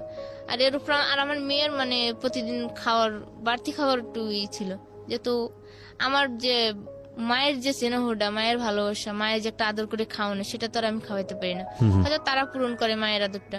জি। এই জন্য মানে আমার একটু আগ্রহ করলাম যে টাকাটা তাদেরকে আমার তাড়াতাড়ি দিতেই হবে। পরে উনি আমাকে নিয়ে যায় সকালবেলা পোস্তখোলা থেকে আপনার ইকুরিয়া, হাসনাবাদ ইকুরিয়া নিয়ে গেল একটা বাসায় নিয়ে যায়। যাওয়ার পরে আমি দেখলাম যে এখানে 2 মেয়ে, আর আমাকে নিয়ে অন্য একটা রুমে বসালো। বসার পর উনি লিটন ভাই একটা মেয়ের সাথে কথা বলার পর মেয়েটা বলছে আচ্ছা ঠিক আছে, ও যদি কাজ করে তাহলে অনেক টাকা পাবে, 1000 না ও 2-3 হাজার টাকা আজকে আমরা পাওয়াই দিব, দরকার হলো আমাদের মেয়েদের কাজ অফ রেখে ওরে দিয়ে কাজ করবো। তা আমার কাছে আসলো, আসার পর বলতেছে আচ্ছা তোমার কাজের ব্যবস্থা হয়ে গেছে, তুমি থাকো এখানে, আমি আসতেছি। আমি বলছি আমি তো চিনি না এখানে, আমি কার কাছে থাকবো? বলতেছে যে এখানে আপু আছে তিনটার কাছে থাকো, আমি তোমার সন্ধ্যাবেলা এসে নিয়ে যাব। থাকি, কিন্তু আমি এখনো বুঝতেছি না যে ওই দিনটাই আমার জীবনে সব থেকে একটা বড় মানে একটা কষ্টের দিন আর জীবনে, মানে এত বড় একটা ঝড় যে ওই দিন আমার নাইমে আসবে আমি ভাবতেও পারিনি। থাকলাম, থাকার পর দেখি ওইখানে ছেলেরা আসতেছে, মেয়েরা ঢুকতেছে, রুম থেকে বেরোচ্ছে, এই অবস্থা। আপনি তো বুঝেই গেলেন যে আসলে হ্যাঁ, কেন আমি এখানে এনেছে যখন আপনাকে। বুঝেছি তা আমি আপুরে মেয়েটার নাম ছিল যে ছিল ওদেরকে মানে মেইন ম্যানেজারের মতো আর কি, যে টাকা পয়সা নেয় হিসাব করে, তার নাম ছিল মুক্তা। তাই আমি বলতেছি আপু আমি এখানে থাকবো না, আমি বাসায় চলে যাচ্ছি। তো বলতেছি যে না, তুমি আর এখান থেকে বেরোতেই পারবে না। বললো, পরে একটা লোক আসলো, নাম ছিল কামরুল। লোকটা এসে আমি যখন ওই মেয়েটার সাথে তর্কাতর্কি করতেছি তখন আমার একটা থাপ্পড় মারছে, মায়েরা আমার ওই রুমে আটকায় রাখছে। বলতেছি দেখি তোর কেমন সাহস, তুই এই রুম থেকে বেরো, তুই আর বেরোতেই পারবি না, আজকে যখন আসছিস আর বেরোতেই পারবি না, দরকার হলে তোকে টুকরো টুকরো করে বাথরুমের পাইপ দিয়ে তোর লাশটা ছেড়ে দেবো, কিন্তু তোকে বেরোতে দেবো না। মানে আমি চিল্লাচিল্লি করতেছি, আমি বলতেছি আমি এখানে লোকজন ডাকবো, কেউ কি লোকজন কেন, আমরা এখানে স্থানীয় কেউ আসবে না তোর ডাক শুনে। পরে আমাকে থাপ্পড় মারলো, ম্যাডাম রুমে আটকাইছে। তারপর একটা ছেলে আসে, ছেলে এসে রুমে ঢুকার পর তো আর কি যা হয় এভাবে আর কি, আস্তে আস্তে ওইখানে এরকম করে মায়ের খাই, কান্নাকাটি করি অনেক। ওই সারাটা দিন? হ্যাঁ, এভাবে ওই সারাটা দিন মানে আমার উপর দিয়ে এত একটা ঝড় বয়ে যাচ্ছে, কিন্তু আমিও বুঝতেছি যে আমি কি করতেছি। কিন্তু ওই লিটন ভাই আবার আমার ফোনটা নিয়ে নেয় আমার কাছ থেকে, নিয়ে আমার আব্বু আম্মুর সাথে যোগাযোগ করে আব্বু আম্মুরে 2000 টাকা পাঠাই দিছে, কিন্তু এই বিষয়টা আমাকে কখনো জানতেও দেয়নি। আর আমার থেকে ফোন নিয়ে গেছে, আমার ব্যাগ নিয়ে গেছে, আমি যে কি বের হবো আমার কোনো সিস্টেমই পাচ্ছি না। এভাবে আটকা 3 দিন পর্যন্ত। যেটা সন্ধ্যার সময় নিজের কথা, সেটা 3 দিন পর্যন্ত।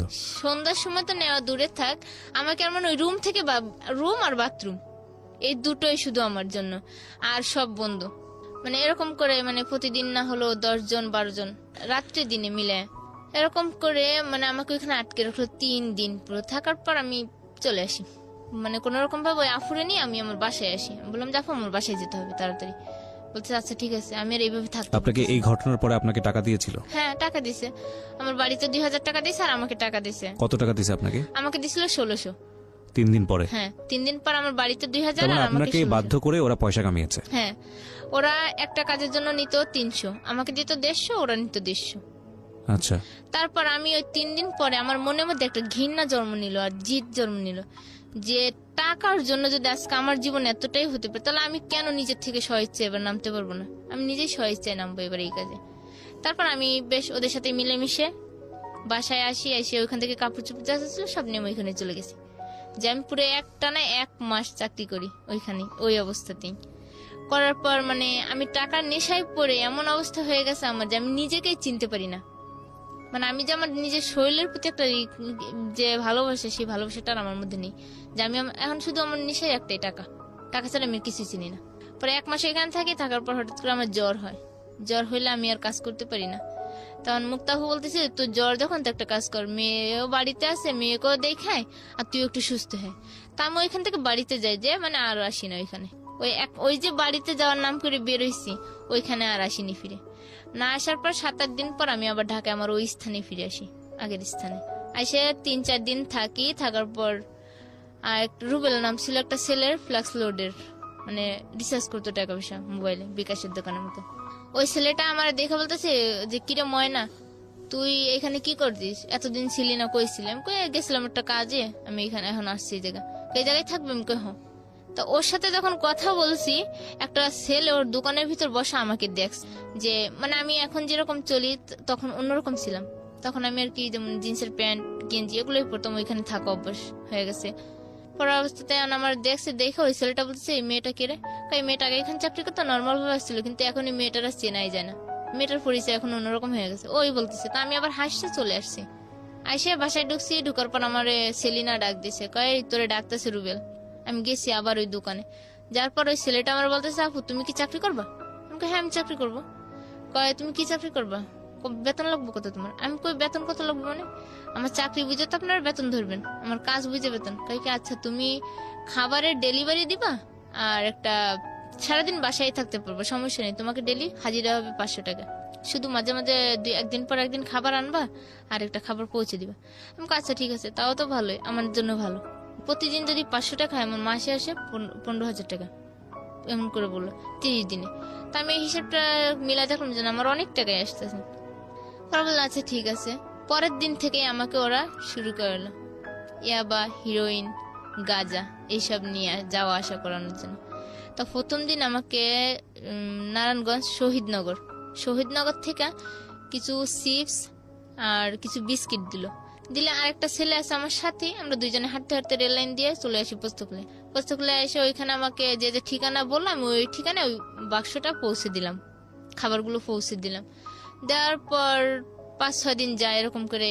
আবার কাশপুর পাকিস্তান রোড আছে, পাকিস্তান মেলের পিছনে একটা বাসা আছে, সেই বাসা থেকে এই জিনিসগুলো আনতে হতো। আবার দেখা যায় কমলাপুর স্টেশন থেকে আনতে হতো, ভৈরব থেকে আনতে হতো। আমাকে দিয়ে মানে বিভিন্ন ধরনের মাল আনানো শুরু করলো। তা আর আমিও আস্তে আস্তে সবকিছু জানতে পারলাম যে এর মধ্যে হিরোইন থাকে, ইয়াবা থাকে, গাঁজা থাকে, তারপর আবার ইনজেকশন থাকে। জানতে পারার পর আমাকে একদিন বলতেছে কি যে মানে আমাদের যে আড্ডাটা ছিল, আড্ডার জায়গা, বলতেছে ওইখানে দেখবো পুলিশ আসছে কিনা আজকে যে। তা আমি দেখতে গেছি পুলিশ দেখতে যে দেখি যে না ঠিক পুলিশ তো আসছে এখানে। আমি আবার ওদেরকে ফোন করে বলছি যে পুলিশ আসছে এখানে, 3-4টা পুলিশ আছে। তা পুলিশ আবার ওই দিন আমারে ফলো করছে। যখন ফলো করছে আমি পুলিশ দেখা, আমার মোবাইল ছিল 3টা, আমি মোবাইল চালাতাম 3টা। তা আমি যে ফোনটা দিয়ে আর কি সবসময় ওই ব্যবসার লাইনে কন্ট্যাক্ট করতাম, আমি তাড়াতাড়ি করে ওই সিমটা খুলে আমি আমার নিজের কাছে নিয়ে আনি, মানে নিজে এমন ভাবে রাখি যাতে পুলিশ আমার এই স্থানে না যাইতে পারে। ফোন চেক করবে কিন্তু আমার ধরতে পারবে না। আমি সিমটা খুইলে আমার কাবজা মতো নিয়ে আনি। পরে পুলিশ আমি কই আমার তো এখান থেকে যাইতে হলে যে কোনো একটা উদ্দেশ্য দিয়ে যাইতে হবে, যেহেতু আমি পুলিশ দেখতেছি। তা আমি দোকানে গেছি, ডাউল নিছি, মুসুরির ডাউল নিছি, ডিম নিছি আর আইসক্রিম নিছি 4টা।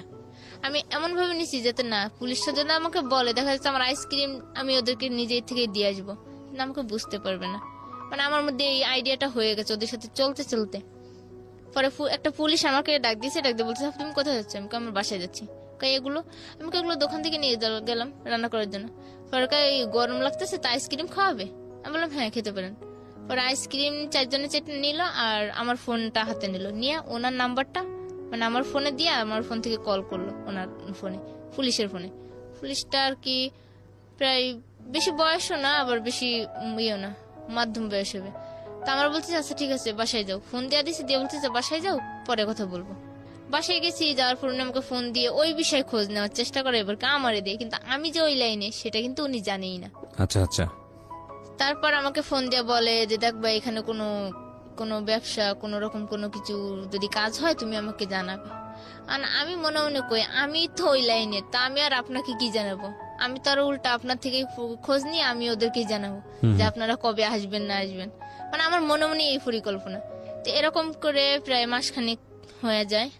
যাওয়ার পরে ঈদ চলে আসে।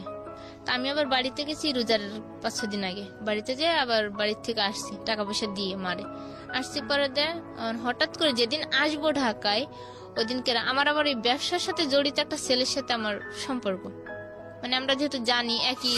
ততদিনে আপনার হাজবেন্ডের কি অবস্থা? এই যে এখন সেই পর্যায়ে যাব। জি। তারপর এখন এই সব করার মধ্যে আমার হাজবেন্ডের সাথে তো যোগাযোগই নেই, পুরো ছিন্ন। পরে আমি যখন গাড়িতে আসতেছি বাড়ির থেকে আসার পথে আমার এই দ্বিতীয় যে সম্পর্ক হয়েছে যার সাথে, তার সাথে আমার দেখা হবে ওই দিন। তা আমি আবার ফোনে কথা বলতেছি একটা ছেলের সাথে আর কাঁদতাছি যে দেখ আমি মানে কিরকম করে বাড়িতে গেছি আসলাম 2-1 দিনের মধ্যে, মেয়েটারও কষ্ট ভালোভাবে রাখতে পারলাম না নিজের কাছে। আর মেয়েটাও আমাকে চিনেই না, মেয়েটা আমি যে ওর মা ও আমাকে চিনেই না, আমাকে দেখলে কান্নাকাটি করে, আমার কাছে আসতে ও চায় না। তা আমারও কষ্ট লাগে যে না আমার সন্তান আমার কাছেই আসে না, আমাকেই চিনতে পারে না। তা ফোনে যদি কথা বলে তাহলে আম্মু বলে ডাকে, কিন্তু কাছে গেলে কখনো আম্মু বলে ডাকে না। তা আমারও মনে কষ্ট লাগতেছে আর আমি ওর কাছে বলতেছি আর কাঁদতেছি। তা ওই দিন আবার গাড়িতে একটা স্টাফ ছিল, গাড়ির স্টাফ, সে আবার আমাকে ফলো করছে বারবার, ফলো করে দেখতেছে। দেখার পরে বলতেছে যে ওই গাড়ির ড্রাইভার কাছে বলতেছে যে দেখ এই মেয়েটা কে না হঠাৎ করে কাঁদতেছে, ফোনে কথা বলতেছে আর কাঁদতেছে। তো বলতেছে গাড়ির যে কোনো যাত্রী যে কোনো সমস্যা হয়েছে কাঁদতেই পারে, এটা নিয়ে তুই মাথা ঘামাস না। এরকম করে আমরা ফেরিঘাটে চলে আসি। আসার পর ওই ছেলেটা, আমি আবার গাড়ির সাথে দাঁড়ায় আছি ঢেলান দিয়ে। তা আমার বলতেছে যে আমাদের গাড়ির সাথে ঢেলান দিয়ে দাঁড়িয়েছেন, গাড়ির রং উঠবে। তা আমি বলতেছি না উঠলে কোম্পানির গাড়ির রং উঠবে, আপনার তো কিছু না, আপনার সমস্যা কি? তুমি বলতেছে যে গাড়িটা তো আমাদেরই, আমাদের কোম্পানির, আমরা যেহেতু স্টাফ গাড়ির। তো তো এরকম করে এক কথায় দুই কথায় তার সাথে আমার সাথে অনেক কথা হয়ে যায়। হওয়ার পরে সে আমার সাথে অনেক কিছু কথা বললো, আমরা কফি খেলাম একসঙ্গে ফেরিতে বসে। খাওয়ার পর আমরা ঢাকায় পোস্তখোলা নেমে পড়ি। আমি নামার পর ওনার সাথে আবার আমার ফোন নাম্বার দেওয়া নেওয়া হয়ে যায় গাড়িতে বসে। পোস্তখোলায় নামি আমি বাসায় যাই, থাকি। তারপর একদিন পয়লা বৈশাখের দিন সকালবেলা উনি আমাকে মিস কল দিছে, মেসেজ করতেছে। মেসেজ করার পরে আমাকে অনেক কিছু বোঝাইলো আর কি। আর এর মধ্যে আমি আমার জীবনের কিছু ঘটনা আমি ওকে বলছি। বলার পর ও আর কি আমার প্রতি একটু দুর্বল হয়ে গেছে, যে এত কষ্ট মেয়েটার জীবনে এত কিছু করতেছে, তারপরে এমন হইলো। বলার পর ও আমাকে এখন প্রতিদিন ফোন করে, আমাকে বোঝায়, আমাকে নতুন করে বাঁচার স্বপ্ন দেখায়। দেখানোর পর আমি ওর কথা মতোই চলি। হঠাৎ করে এখন আমি ওই ব্যবসা ছেড়ে দিব, মানে ওই যে ইয়াবা হিরোইন বেচে ওই ব্যবসা ছেড়ে দিব। আর এর মধ্যে আমি নিজেও ওই জগতে চলে গেছি। আমিও নিজে সিগারেট খাওয়া শুরু করি, তারপর আপনার মদ খাওয়া শুরু করি, বিয়ার খাওয়া শুরু করি ওদের সাথেই। মানে আমিও মানে আমি যে একটা মেয়ে মানুষ, তখন আমি নিজেই মেয়ে মানুষের মধ্যে ছিলাম না। তারপর ও আমাকে সবকিছু তখন বোঝায়, স্বপ্ন দেখায়। তা আমি ভাবলাম যে আচ্ছা ঠিক আছে, তাহলে আমি এই ব্যবসা ছেড়ে দেবো। তা আমি আবার ওদেরকে যে সরাসরি বললাম যে না, আমি আর তোদের সাথে কাজ করব না, আমি চলে যাব অনেক দূরে। তা বলতেছে যে এই রাস্তায় ঢোকা যায় নিজের ইচ্ছায়, কিন্তু কখনো বেরোনো যায় না নিজের ইচ্ছায়। আর যদি বেরোইতে হয় তাহলে মৃত্যুর সাথে নিয়ে বেরোইতে হয়। আমাকে এই কথা বলছে। বলার পর আমি বলছি যা হয় হোক, আমি থাকবো না। বলে এখান থেকে চলে আসি আমার ওই খালার বাসায়, যে বাসায় আর কি আমি থাকি। ম্যানেজার খালা আছে, ওনা আসি। আসার পর আমি খালারে সবটাও খুলে বলি যে খালা এই ব্যবস্থা আমার জন্য, কি করবো করো। তা বলতেছে যে তুই তো একটা ছেলের সাথে কথা বলিস, তোর খুব সম্পর্ক ভালো, তো ওই ছেলেটারে বলে দেখ তোর জন্য যদি কিছু করে। তা ওর সাথে কথা বলার পর এক সপ্তাহের মধ্যে আমাকে মারার জন্য এখন ওরা অস্থির হয়ে উঠছে, যে ওই মেয়ে যদি আমাদের হাত থেকে বেরোয় যায়, আমাদের সমস্ত গোপন তথ্য বলে দিবে। কারণ ও সমস্ত গোপন তথ্যগুলো জানে।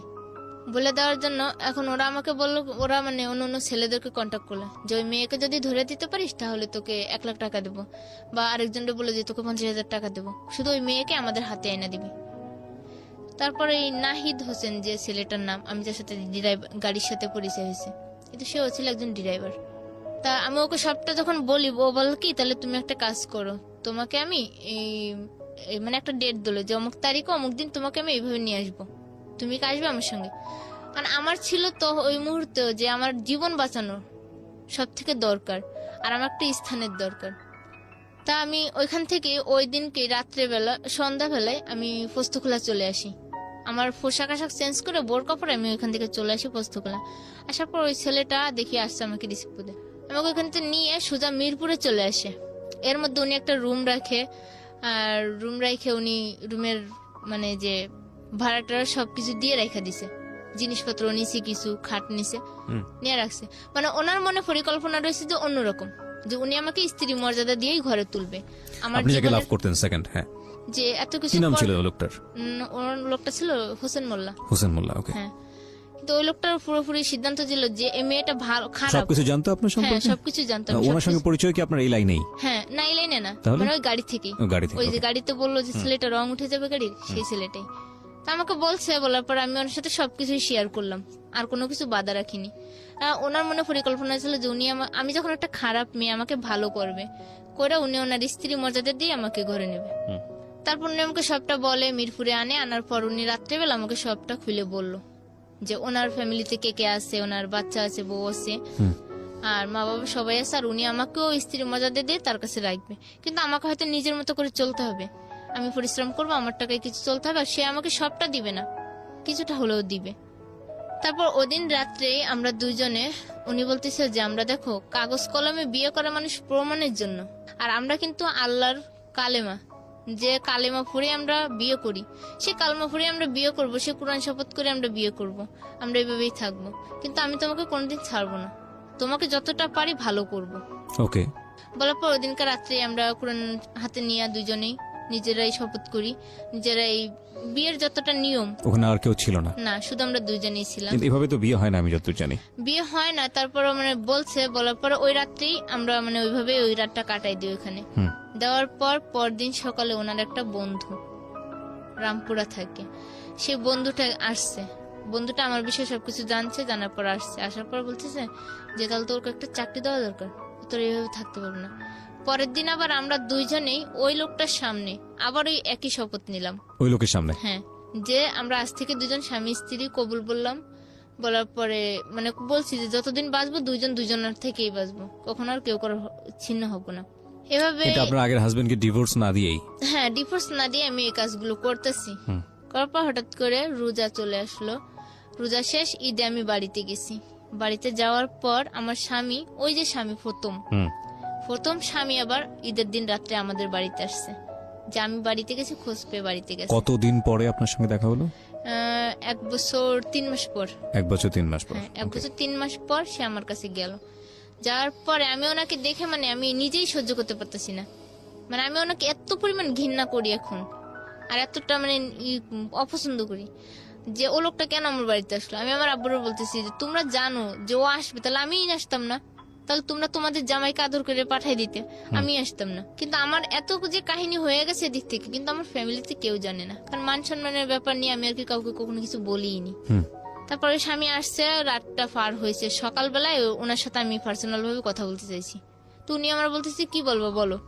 তো উনি আমার হাত ধরছে, আমি হাত ধরার সঙ্গে সঙ্গে বলছি দেখেন আপনার হাত ধরার মতো কোনো অধিকার নেই আমার গায়ে, একমাত্র একজনেরই অধিকার আছে, সেটা হলো হোসেনের। একবার ডিরেক্টলি বলে দিয়েছেন? আমি একবার সরাসরি বলে দিছি যে আমার শরীরে টাচ করার মতো একমাত্র অধিকার আছে হোসেনের, আপনার কোনো অধিকার নেই। যে স্ত্রীর খোঁজ নিলেন না আজকে 1 বছর হয়ে গেল, তার গায়ে হাত দেন কোন সাহসে। এই কথা বলার পর সে মানে চোখের পানি ছেড়ে দিছে। চোখের পানি ছেড়ে দিয়েই হাঁটতে হাঁটতে মানে আমাদের বাড়ি থেকে একটু দূরে চলে গেছে, যে কাঁদতাছে, বসে বসে কাঁদতেছে। আর আমি এদিক থেকে মানে আমি ওনাকে সহ্য করতে পারতেছি না। আর ওনার একটা বড় ভাই ছিল বাহিরে, চাচাতো ভাই, সেও আসছে আমাদের বাড়িতে।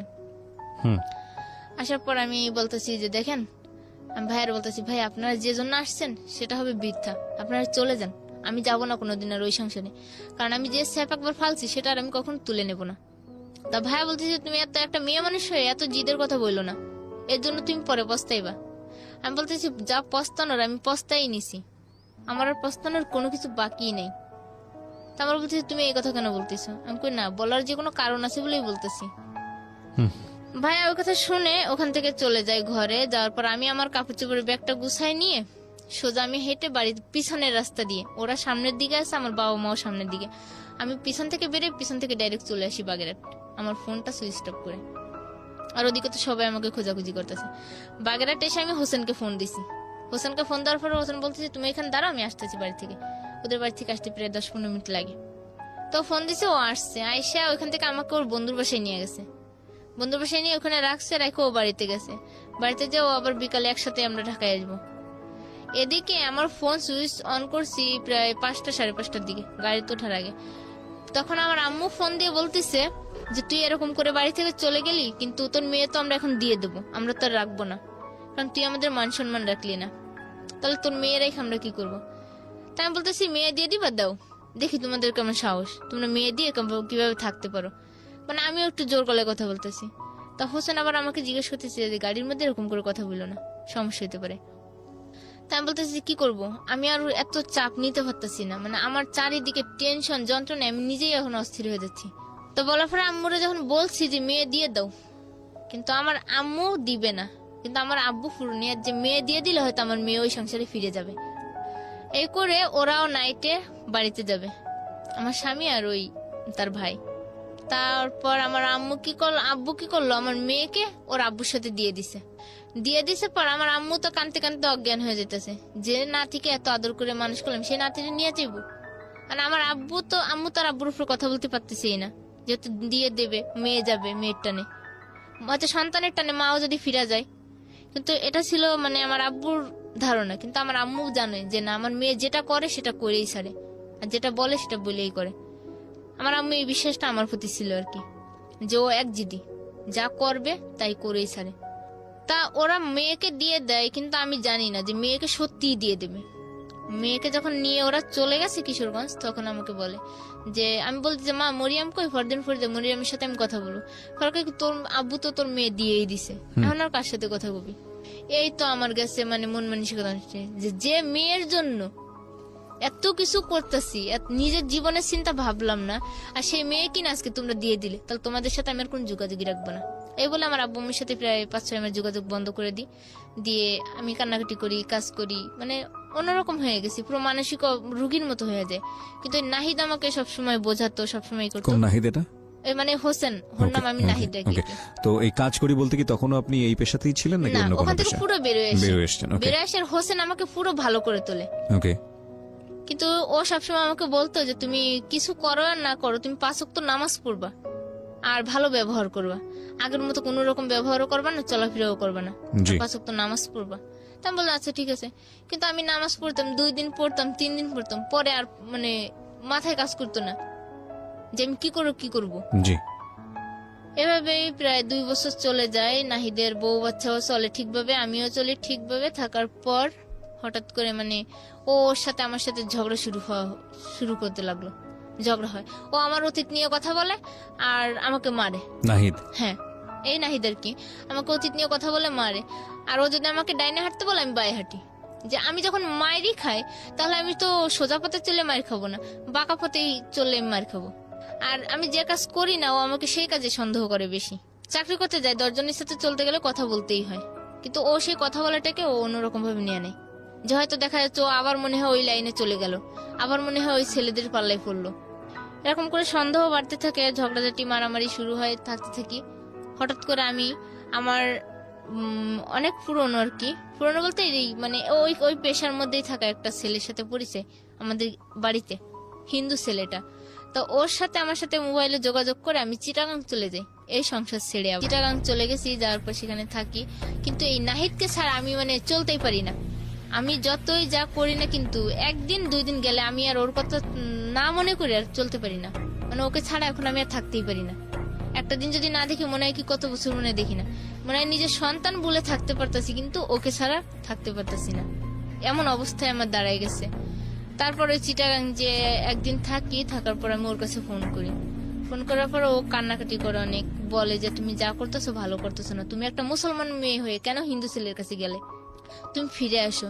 তোমাকে আমি 24 ঘন্টা সময় দিলাম, তুমি কালকে সন্ধ্যা 7টার মধ্যেই তুমি ঢাকায় থাকবা, তা না হলে হয়তো ওর জীবন দিয়ে দেবে, না হলে ওর একটু কিছু করে বসবে। তা আমি আমার এই ভয়টা পেয়ে যে আমাকে এতটা ভালো বানাইলো, যে আমাকে এতটা ভালোবাসলো, ভালোবাসার অর্থ বুঝাইলো, ভালোভাবে বাঁচার অর্থ বুঝাইলো, তাহলে তার কথা শুনেই চলে যায়। তো চিটাগাং থেকে আবার ওই হিন্দু ছেলেটা অফিসে গেছে, আমি ওইখান থেকে আবার চলে আসছি ওকে না জানে, ঢাকায় আসছি। আসার পর আমি আবার ওইখান থেকে যে মামার বাসায় ছিলাম, হিন্দু ছেলের মামার বাসার থেকে একটা সিঁদুরের কৌটা আমার সঙ্গে নিয়ে আসি, যে ও যদি আমাকে কোন রকম মারধর করে তাহলে আমি বলবো কি যে আমি হিন্দু ছেলের সাথে আমার বিয়ে হয়ে গেছে, আমার সিঁদুর পরানো হয়ে গেছে, মানে ওকে মিথ্যা বলবো। আমার মনে মনে অবস্থা করে আমি সিঁদুরের কৌটা নিয়ে এসেছি। আনার পর ও আমাকে শাহবাগ থেকে ওর গাড়ি নিয়ে, ও যে প্রাইভেট কার চালায় সে গাড়ি নিয়ে আমাকে আনতে যায়। মানে ওর প্রাইভেট কার ছিল? হ্যাঁ, প্রাইভেট কার চালাইতো। আমি তার নামটা উল্লেখ করবো না যার গাড়িটার কি, যেহেতু সে একজন ডাক্তার, তার নামটা উল্লেখ করে প্রয়োজন নেই। হ্যাঁ, প্রয়োজন নেই। তারপর ও আমাকে ওখান থেকে নিয়ে সোজা বাসায় আসে। বাসায় এসে রুম খোলে, রুমের দরজা লাগায়, আমাকে অনেক কথা জিজ্ঞেস করে যে আমি কিনা ওইখানে কোনো ফিজিক্যাল সম্পর্ক হয়েছে কিনা কারোর সাথে, মানে কারোর সাথে কোনো খারাপ ব্যবহার করছি কিনা, মানে সবকিছু জানার পর আমি বলতেছি না, আমি গেছি একটা দিন, গতকালকে দিনে গেছি, আর একটা দিন থাকছি, রাতটা থাকছি, চলে এসেছি।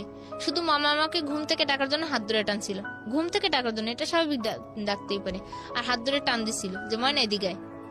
আর হয়তো কিসের জন্য ডাকছে সেটা তো আমি বুঝতেই পারিনি। তারপর ওখানে চলে আসি, ঢাকায় আসার পর যখন ও রুমে ঢুকাইছে, আমার ঢুকানোর পর ও দেখি রুমে তালা মারছে। ভিতরে তালা দেওয়ার পর আমার মনে একটা সন্দেহ লাগলো যে ওকে আমার সাথে কোন রকম গ্যাঞ্জাম লাগবে না, মারবে আমারে। আমার মনে সন্দেহ লাগছে, কারণ ওর তো অভ্যাসই আছে মারার, এরকম যখন মারার এই অভ্যাস। তালা বন্ধ করার পর আমাকে অনেক কথা জিজ্ঞেস করছে, করার পর আমি উত্তর দিচ্ছি, দেওয়ার পর লাস্ট টাইমে ওরে মানে ও এমন পর্যায়ে নিয়ে গেছে কথাগুলো রে যে আমার আগের অতীতের পুরো নিয়ে যাচ্ছে। পরে আমি ওকে বলতেছি দেখো আমি তোমার একটা জিনিস দেখাই, তুমি আমার সাথে এরকম করতেছো না, আমি আর তোমার সংসার করবো না। দেখো সিঁদুরের কৌটা, আমাকে সিঁদুর পরাইছে। পরে ওই সিঁদুরের কৌটা হাত থেকে থাবা দিয়ে নিয়ে আমার সারা গায়ে মাইরা দিছে সিঁদুর। মাইরে দিয়েই হাতের কাছে ছিল একটা শিকল দিয়ে আমারে এমন বাড়ি শুরু করছে, আমি মানে চিৎকার শুরু করছি বাড়ি দেওয়ার। তো পাশের রুমের আফা বাড়িগুলো আন্টি ছিল, তারা চিৎকার শুনে চলে আসছে, কিন্তু শিকলের একটা বাড়ি দিয়ে পড়ছে আমার মাথায়, আর মাথাটা পুরো ফেটে গেছে। ওই শিকলের বাড়িতে মাথাটা ফেটে গেছে, কিন্তু আমি টের পাচ্ছি না যে আমার মাথা ফাটছে কিনা। পরে মাথা ফাটার পর ও আবার আমার এই ডাইন হাতের আঙ্গুলটা ধরে একটা চাপ দেয়, উল্টো ভাবে চাপ দিলে পুরো আঙ্গুলটা মনে করলাম যে ভেঙেই গেল বুঝি। চাপ দেওয়ার পর ওর রুমের দরজা খুলছে মাইরাটেরা, দরজা খুইলা এখন বাড়িওয়ালা আন্টি অন্তত দরজা খুলতেই হবে, দরজা খুলছে, খুইলা বাড়ি আমি আবার রুম খোলার সঙ্গে সঙ্গে দৌড় দিয়ে অন্য রুমে গেছি। তো অন্য রুমে যেয়ে যখন আমি বসে আছি তখন আমার এই বাম সাইড দিয়ে রক্ত ভেসে যাচ্ছে, আর আমি যে শুয়ে পড়ছি, শুয়ে পড়লে আমার মাথার রক্ত সব ওই চাদরে লাগতেছে। তখন আমি টের পাই না যে আমার মাথা কাটছে না ফাটছে। পরে ওই আফুর নাম ছিল হালিমা, তা হালিমা আপু আবার চিৎকার দিছে, কিরম হয় না তোর মাথায় এগুলো কি, তোর মাথাতে রক্ত এসেছে কেন? পরে আমি বললাম কই, আমি তো জানি না। পরে একদিকে মানে সিঁদুরের রঙে গা লাল হয়ে গেছে, আর একদিকে রক্ত।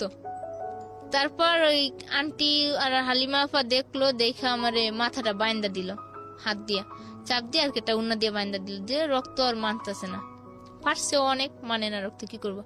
পরে যেই বলছে যে নাহি তুই ময়নারে কি করলি, ময়নার তো মাথা ফেটে গেছে, ও ঘর থেকে এক লাফ দিয়ে আমার ওই ঘরে যে ধইরা আনছে, আবার আমার রুমে আনছে, আয়না আমার মাথায় একটা গামছা বাইন্দা আমার রুমের ভিতর তালা দিয়ে থুলো, থুই আমার হাত বানলো, পা বানলো, ওই অবস্থাতেই আমার হাত দুটো বানছে উল্টা ভাবে পিছন দিক নিয়ে, আর পা দুটো বানছে বাইন্দা, মাথায় আবার গামছা বানছে বাইন্দা, ও রুমে তালা দিয়ে চলে গেছে। যে ডাক্তারের দোকানে গেছে, তুলা, স্যাবলন, মলম, যত যা লাগে আর কি সবকিছু বাসায় নিয়ে এসছে, আইনে ওই আবার আমার চিকিৎসা করতেছে, মাথায় তুলা দিয়ে মুছতেছে, রক্ত বন্ধ করে দিতে। সবাই বলতেছে ডাক্তারের কাছে নিয়ে, কিন্তু ও তখন ভয় পাচ্ছে যে ডাক্তারের কাছে নিলে তো হয়তো যে কোনো একটা কিছু বলতে পারে, ও আমাকে ডাক্তারের কাছে নিবেই না। নানার জন্য ওইভাবে ওরকম করে আমাকে সুস্থ করে তোলে, আমি হাঁটতে পারি না, চলতে পারি না, ডাক্তারের কাছে নিয়ে যায়, ওষুধ আনে, খাওয়ায়, পুরোপুরি সুস্থ করে ভালোভাবে জীবনযাপন শুরু করি ওই দিন থেকেই। তারপর থেকেই মানে আমার জীবনে এমন একটা শিক্ষা হইলো যে আমি আর কোনো ছেলেদের সাথেই কথা বলবো না, ওই মার খাওয়ার পর। পরে এইভাবে থাকতে থাকতে প্রায় বছর খানিক হয়ে যায়, প্রায় 2 বছরই হয়ে গেছে ওর সাথে সংসার এরকম করে। কিন্তু এদিকে আমার মেয়ের খোঁজ খবর আমি নিই, মাঝে মাঝে ফোন করে। মেয়ের চাচি আছে আমার, সে বড় যা, তার সাথে কথা বলি, যোগাযোগ করি। মামা শ্বশুর আছে, তাদের সাথেও কথা বলি, যোগাযোগ করি। পুরো মানে সবকিছুই ভালোভাবে চলে। হঠাৎ করে ওর বউ ঢাকায় আসবে, আমার নাহিদের বড় বউ ঢাকায় আসবে। তখন বলছে, এখন বলতেছে আমার রুমে এসে থাকবে, আর আমাকে ছদ্মবেশে অন্য রুমে থাকতে হবে। আমার স্বামী আমাকে এই কথা বলতেছে। বলার পর আমি বললাম যে তা আচ্ছা ঠিক আছে, আমি তোমার সব কথাই মানবো, তুমি যেহেতু আমার জন্য এত কিছু করেছো, আমি তোমার এই কথাটা মানতে রাজি। কিন্তু ওর বড় বউ আসলো ঢাকায়, আসার পর যখন আমার রুমে থাকতেছে রাত্রেবেলা, আমার দেখে মানে আমার এত কষ্ট লাগতেছে যে আমি বলার বাইরে, যে আমার স্বামী আমার চোখের সামনে আরেকটা মেয়ে নিয়ে রাতে ঘরে ঘুমাবে, তাও কিনা আমার বিছানায়, আমার রুমে। আমি অন্য রুমে থেকে শুধু কান্নাকাটি করতেছি, আর আমার স্বামী আমাকে ইশারায় বুঝাইতেছে যে তুমি কান্দো না। আর ওর মেয়ে আমারই কোলে, তখন ওর ওই মেয়ে আমার কোলে, আমি নিতাছি, ঘুরতাছি, কিন্তু আমার তো কষ্টে বুকটা ফেটে যেতেছে যে আমি কি করতেছি। আর বাসার সবাই আমারে বলতেছে তুই একটা মেয়ে হয়ে কি করে এত কিছু সহ্য করতেছিস। কিন্তু তারপর আমি সমস্ত কিছু মাইনে নেই। নেওয়ার পর ওর ওই বউ বাড়ি চলে যায়। যাওয়ার পর ওর সাথে আমার অনেক ঝগড়া করলাম আমি, যে তুমি এরকম করো আমার সাথে, আমি তোমার সাথে আমি সন্দেহ কাজ করো তো করিই না, তাও তুমি আমার সন্দেহ করো। আর আমার সামনে যে তোমার বউকে নিয়ে আমার রুমে থাকলে সেবেলায় কোনো অপরাধ না, শুধু আমারটাই অপরাধ ধরো। আমি যদি একটা ছেলের সাথে ভালো কথা কইলে অপরাধ ধরো, খারাপ কথা দিলে অপরাধ। মানে এই বিষয় নিয়ে পারিবারিকভাবে অনেক ঝগড়া হয়। ঝগড়া হওয়ার পর ও আমাকে মারে। আবার যখন মারে তখন আমাকে মাইরে টেরে পরে একদিন পর আমাকে বাজার করার জন্য টাকা দেওয়া যায়। আমি কি করি, বাজার করার টাকা দিয়ে আমি বাড়িতে চলে গেছি পলায়। বাড়িতে যে আমার পুরো সিদ্ধান্ত যে আমি আর আসবোই না ঢাকা, আর ওর সাথে কোনো যোগাযোগই করবো না। তারপর বাড়িতে থাকি 1 মাসের মতো, 1 মাস 25 দিনের মতো থাকি। থাকার পর এখন দেখি যে না, ওরে ছাড়া আমার জীবন চলতেছেই না, আমি ভালো থাকতে পারতেছি না। মন শুধু ওর কাছেই থাকে সারাক্ষণ। যে ও তো আমার যতটা আঘাত দিছে তার থেকে দ্বিগুণ তো ভালোবাসছে, আমাকে ভালো করছে, ভালোভাবে বাঁচা শেখাইছে। মানে ওর ভালো দিকটা মনে করতে গেলে আমার সবকিছু ভুলে যেতে হয়, আমার কষ্টের দিক কথাগুলো। তারপর আস্তে আস্তে যোগাযোগ করতে করতে আমি ঢাকায় আসি। তারপর আবার আমার গাড়িতে যখন আমি বাড়ি যাই তখন আমার গাড়িতে একটা ছেলের সাথে যোগাযোগ হয়, গাড়ির হেল্পার ছিল সে। যোগাযোগ হওয়ার পরে আমি বাড়ি থেকে যে পলায় আসার জন্য এখন তো আমার কারোর তো একটা স্থান ধরতে হবে যে আমি ঢাকায় আসবো। আমার কাছে টাকা পয়সাও খুব কম, টাকা পয়সাও নাই বেশি একটা। তা আমি আমার নাহিদের কাছে ফোন না করে আমি ওই ছেলেটার কাছে ফোন করে ওর সাহায্য চাইছি। তো আমার বলতেছে তুমি রাত্রেবেলা আসবা পলায় বাড়ি থেকে, তো একটা ছেলের কাছে একটা পরিচয় নিয়ে তো থাকতে হইবে একটা বাড়িতে। তো তুমি আর আমি স্বামী স্ত্রী পরিচয় নিয়ে থাকবো। তাই আমি বললাম যে আচ্ছা ঠিক আছে, স্বামী স্ত্রীর পরিচয় দিয়ে থাকবো। থাকার পর ওই ছেলেটার সাথে আমি ওই রাত্রে ওইখানে স্বামী স্ত্রীর পরিচয় দিয়ে থাকি। থাকার পর পরের দিন নাইটে পরে সারাদিন থাকি, রাত্রেবেলা আমরা গাড়িতে ঢাকায় আসি। ঢাকায় আসার পর ওই ছেলেটা আমাকে ওর মামির বাসায় নিয়ে রাখে। তুমি মামির বাসায় থাকবো, কাজ করবো। আমি কই না, আমি মামির বাসায় থাকবো না, আমি মিরপুরেই যাবো, মিরপুরে আমার কাজ আছে, আর আমি ওইখানে গেলে হয়তো ভালো থাকতে পারবো। মিরপুরে আমার একটা বান্ধবী ছিল সুরমা নাম করে, সে বান্ধবীর বাসায় আসি। আসার পর মানে এদিকে তো নাহিদের সাথে প্রায় সম্পর্ক শেষ। তারপরও মাঝে মাঝে ফোনে কথা হয়। নিজেদের মধ্যে ভুল বোঝাবুঝিটা ভাবি যে ভাঙাই নিলে হয়তো ভালো হবে। বান্ধবীও বোঝায়, নাহিদকে ডাকে ওর বাসায়। ডাকার পর দুজনের সামনাসামনি অনেক কথা বোঝায়, অনেক কিছু বোঝায়। বোঝানোর পর নাহিদের সাথে আমার আবার সম্পর্কটা জোড়া লাগে। এই গেছে 17 সালের আর কি, 2017 সালের ফেব্রুয়ারি মাসের 1 তারিখে আমরা রুম নিই, স্বামী স্ত্রী রুম নিয়ে থাকি আমরা। বেশ 1 বছর ভালোভাবেই চলে, সংসারটা অনেক ভালোভাবেই চলতেছে। কিন্তু তার মধ্যে ফেব্রুয়ারি মাসে যখন রুম নিব, তখন ও আমাকে বারবার একটা কথা বলতেছে তার আগে, যে দেখো তুমি যা করতেছো ভাইবে চিন্তা করো, আমি কিন্তু তোমাকে 1 টাকাও দিতে পারবো না। তা আমার মাথায় চিন্তা করতে যে 1 টাকা না দেখ, আমি গার্মেন্টস করতে পারবো, গার্মেন্টস করে আমার সংসার আমি চালাতে পারবো, কিন্তু ও তো আমার পাশে থাকবে। তা এর মধ্যে আবার ওই ফেব্রুয়ারি মাসের আগে ও আমাকে মারে, মানে আমারই একটা ভুলের জন্য।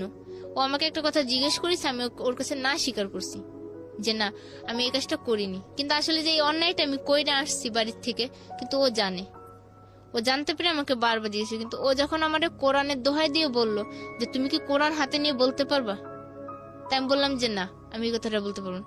তখন আমার সত্যটা ওর কাছে স্বীকার করে নিলাম। নেওয়ার পর ও আমাকে এমন ভাবে মারলো, আমার বাম পাশের চোখের নিচ পুরো কালো হয়ে যায় রক্তে, আবার ঠোঁট মুখ অনেক দাগে ভরা যায়, মানে সব রক্তের স্পট। আমার হাত একটা মানে এমন ভাবে ব্যথা দিছে, হাত ফুলা উঠছে ডাইন হাতটা। অফিসে গিয়ে সবাই বলছি কি যে আমার কলপারে পড়ে গিয়ে এই অবস্থা হয়েছে। কিন্তু ও আমার সাথে মারার পর আমাকে আমার নাকের উপরে এমন জোরে একটা বাড়ি মারে ইট দিয়া, তা আমার নাকটা আর কি মানে রক্ত বেরোতো নাকের উপর দিয়া। পরে আমি এখন কি করব, মানে ও ফোন বন্ধ করে দিছে, আমার ফোনটাও নিয়ে গেছে। এখন আমি কি করব, মাথায় কিছু আসে না। আর আমার এই বান্ধবী বুঝায়, ও ঠিকই আসবে তোর কাছে, তোর বিশ্বাস যেহেতু আছে ও ঠিকই তোর কাছে ফিরে আসবে। আসার পর আমি ওর পিছু আমি রাস্তা পর্যন্ত গেছি। ওই রাস্তায় যাওয়ার পর ও আমাকে মারছে, রাস্তায় ফেলায়, রাস্তার আমাদের গেটের সামনে গিয়া মারছে। মায়েরা এমন মার দিছে আমার, আমি পুরো অজ্ঞান হয়ে গেছি এখানে। অজ্ঞান হয়ে যাওয়ার পর আমার এই বান্ধবী বাসার থেকে বেরিয়ে আসে, যে ও এতক্ষণ হয়েছে গেছে এখনো আসতেছে না কেন। আসে দেখে আমি রাস্তার ভিতরে অজ্ঞান। পর আমার বান্ধবী আর তার বোন আর একটা মেয়ে ছিল, সেই মেয়েটা আমাকে ধরে উঠাইছে। ওঠানোর পর ওই নাহিদ বাসায় না গিয়া আবার ফিরে এসছে ওইখানে। আয়সা যখন ওরা আমাকে তুলছে, আমার জ্ঞান ফিরাইছে, তখন ও এসে আবার আমার পেটে লাথি মারছে একটা, আমার নিচ পেটে, মানে এত জোরে একটা লাথি মারছে মায়ের। হ্যাঁ নাহিদে, মানে এমন জোরে একটা লাথি মারছে, মায়েরা বলতেছে কি তোর জীবনটাই আমি আজকে বের করে দেবো, তুই যাতে আর এরকম কোনো কাজ না করতে পারোস। তাও মারছে পরে ওরা 3 জনে ফিরাইছে, ফিরে আমাকে নিয়ে গেছে বাসায়। যাওয়ার পর নাহিদরা আমি এখন ওর জন্য পুরো পাগল।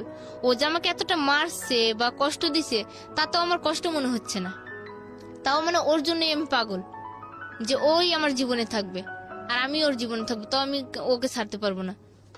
মায়েরটা চলে গেছে। তারপর 2 দিন পরে আমার নাক থেকে এত রক্ত পড়ে, আমি মানে কিছুই করতে পারতেছি না। কি করব, আমার কাছে একটা টাকাও নেই যে আমি নিজের জন্য ডাক্তার দেখাবো।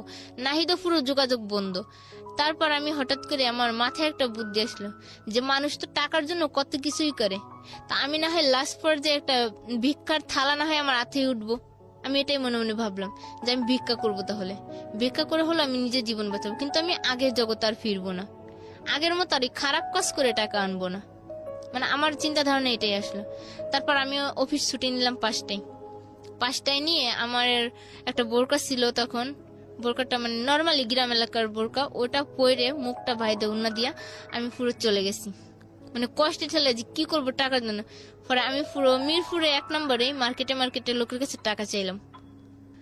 টাকা চাওয়ার পর 199 টাকা না কয় টাকা যেন উঠছে, তাও অনেক পরিশ্রমের পর। কিন্তু তখনই বুঝতে পারলাম যে ভিক্ষা করে টাকা ইনকাম করা কত কঠিন, আর ওই জগতে থাকার কত সহজ।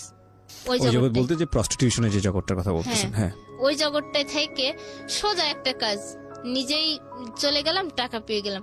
আর এই যে ভিক্ষা করে টাকাটা আনা কত পরিশ্রম।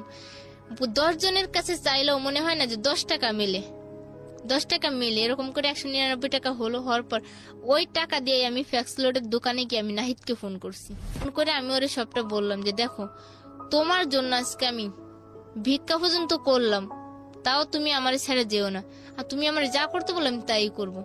তারপর ও আসলে আমার ভিক্ষার কথাটা শুনে অনেক কানলো ফোনে, যে তুই ময়না আমার জন্য কি করলি, আর আমি বা তোর জন্য জীবনে কি করি। তাও দুইজনের মধ্যে শুধু ভুল বুঝাবুঝি থাকা যায়। পরে এভাবে ফেব্রুয়ারি মাসে রুম নিই, দুইজনেই বেশ ভালোই চলি। থাকার পর হঠাৎ করে এই যে প্রায় মাসখানেক আগে ওর বোর সাথে থাকা সত্ত্বেও মানে আমার কোনো খোঁজ খবরই নেয় না, খুব কম ফোন করে। আমি বাসায় আসতে বললে আসে না। আর রেন্টেকারে এখন গাড়ি চালায় তো অনেক মানে চাপি। রেন্টেকারে যারা গাড়ি চালায় তারা এখন দূরত্ব ভাড়া নিয়ে দূরে যায় ভাড়ার জন্য।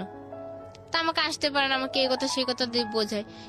তো আমি ওকে একটা দিন না দেখলে মনে করেন থাকতেই পারি না। আর এত ভালোবাসি যে আমি নিজের জীবনের থেকে আমি ওকে বেশি ভালোবাসি।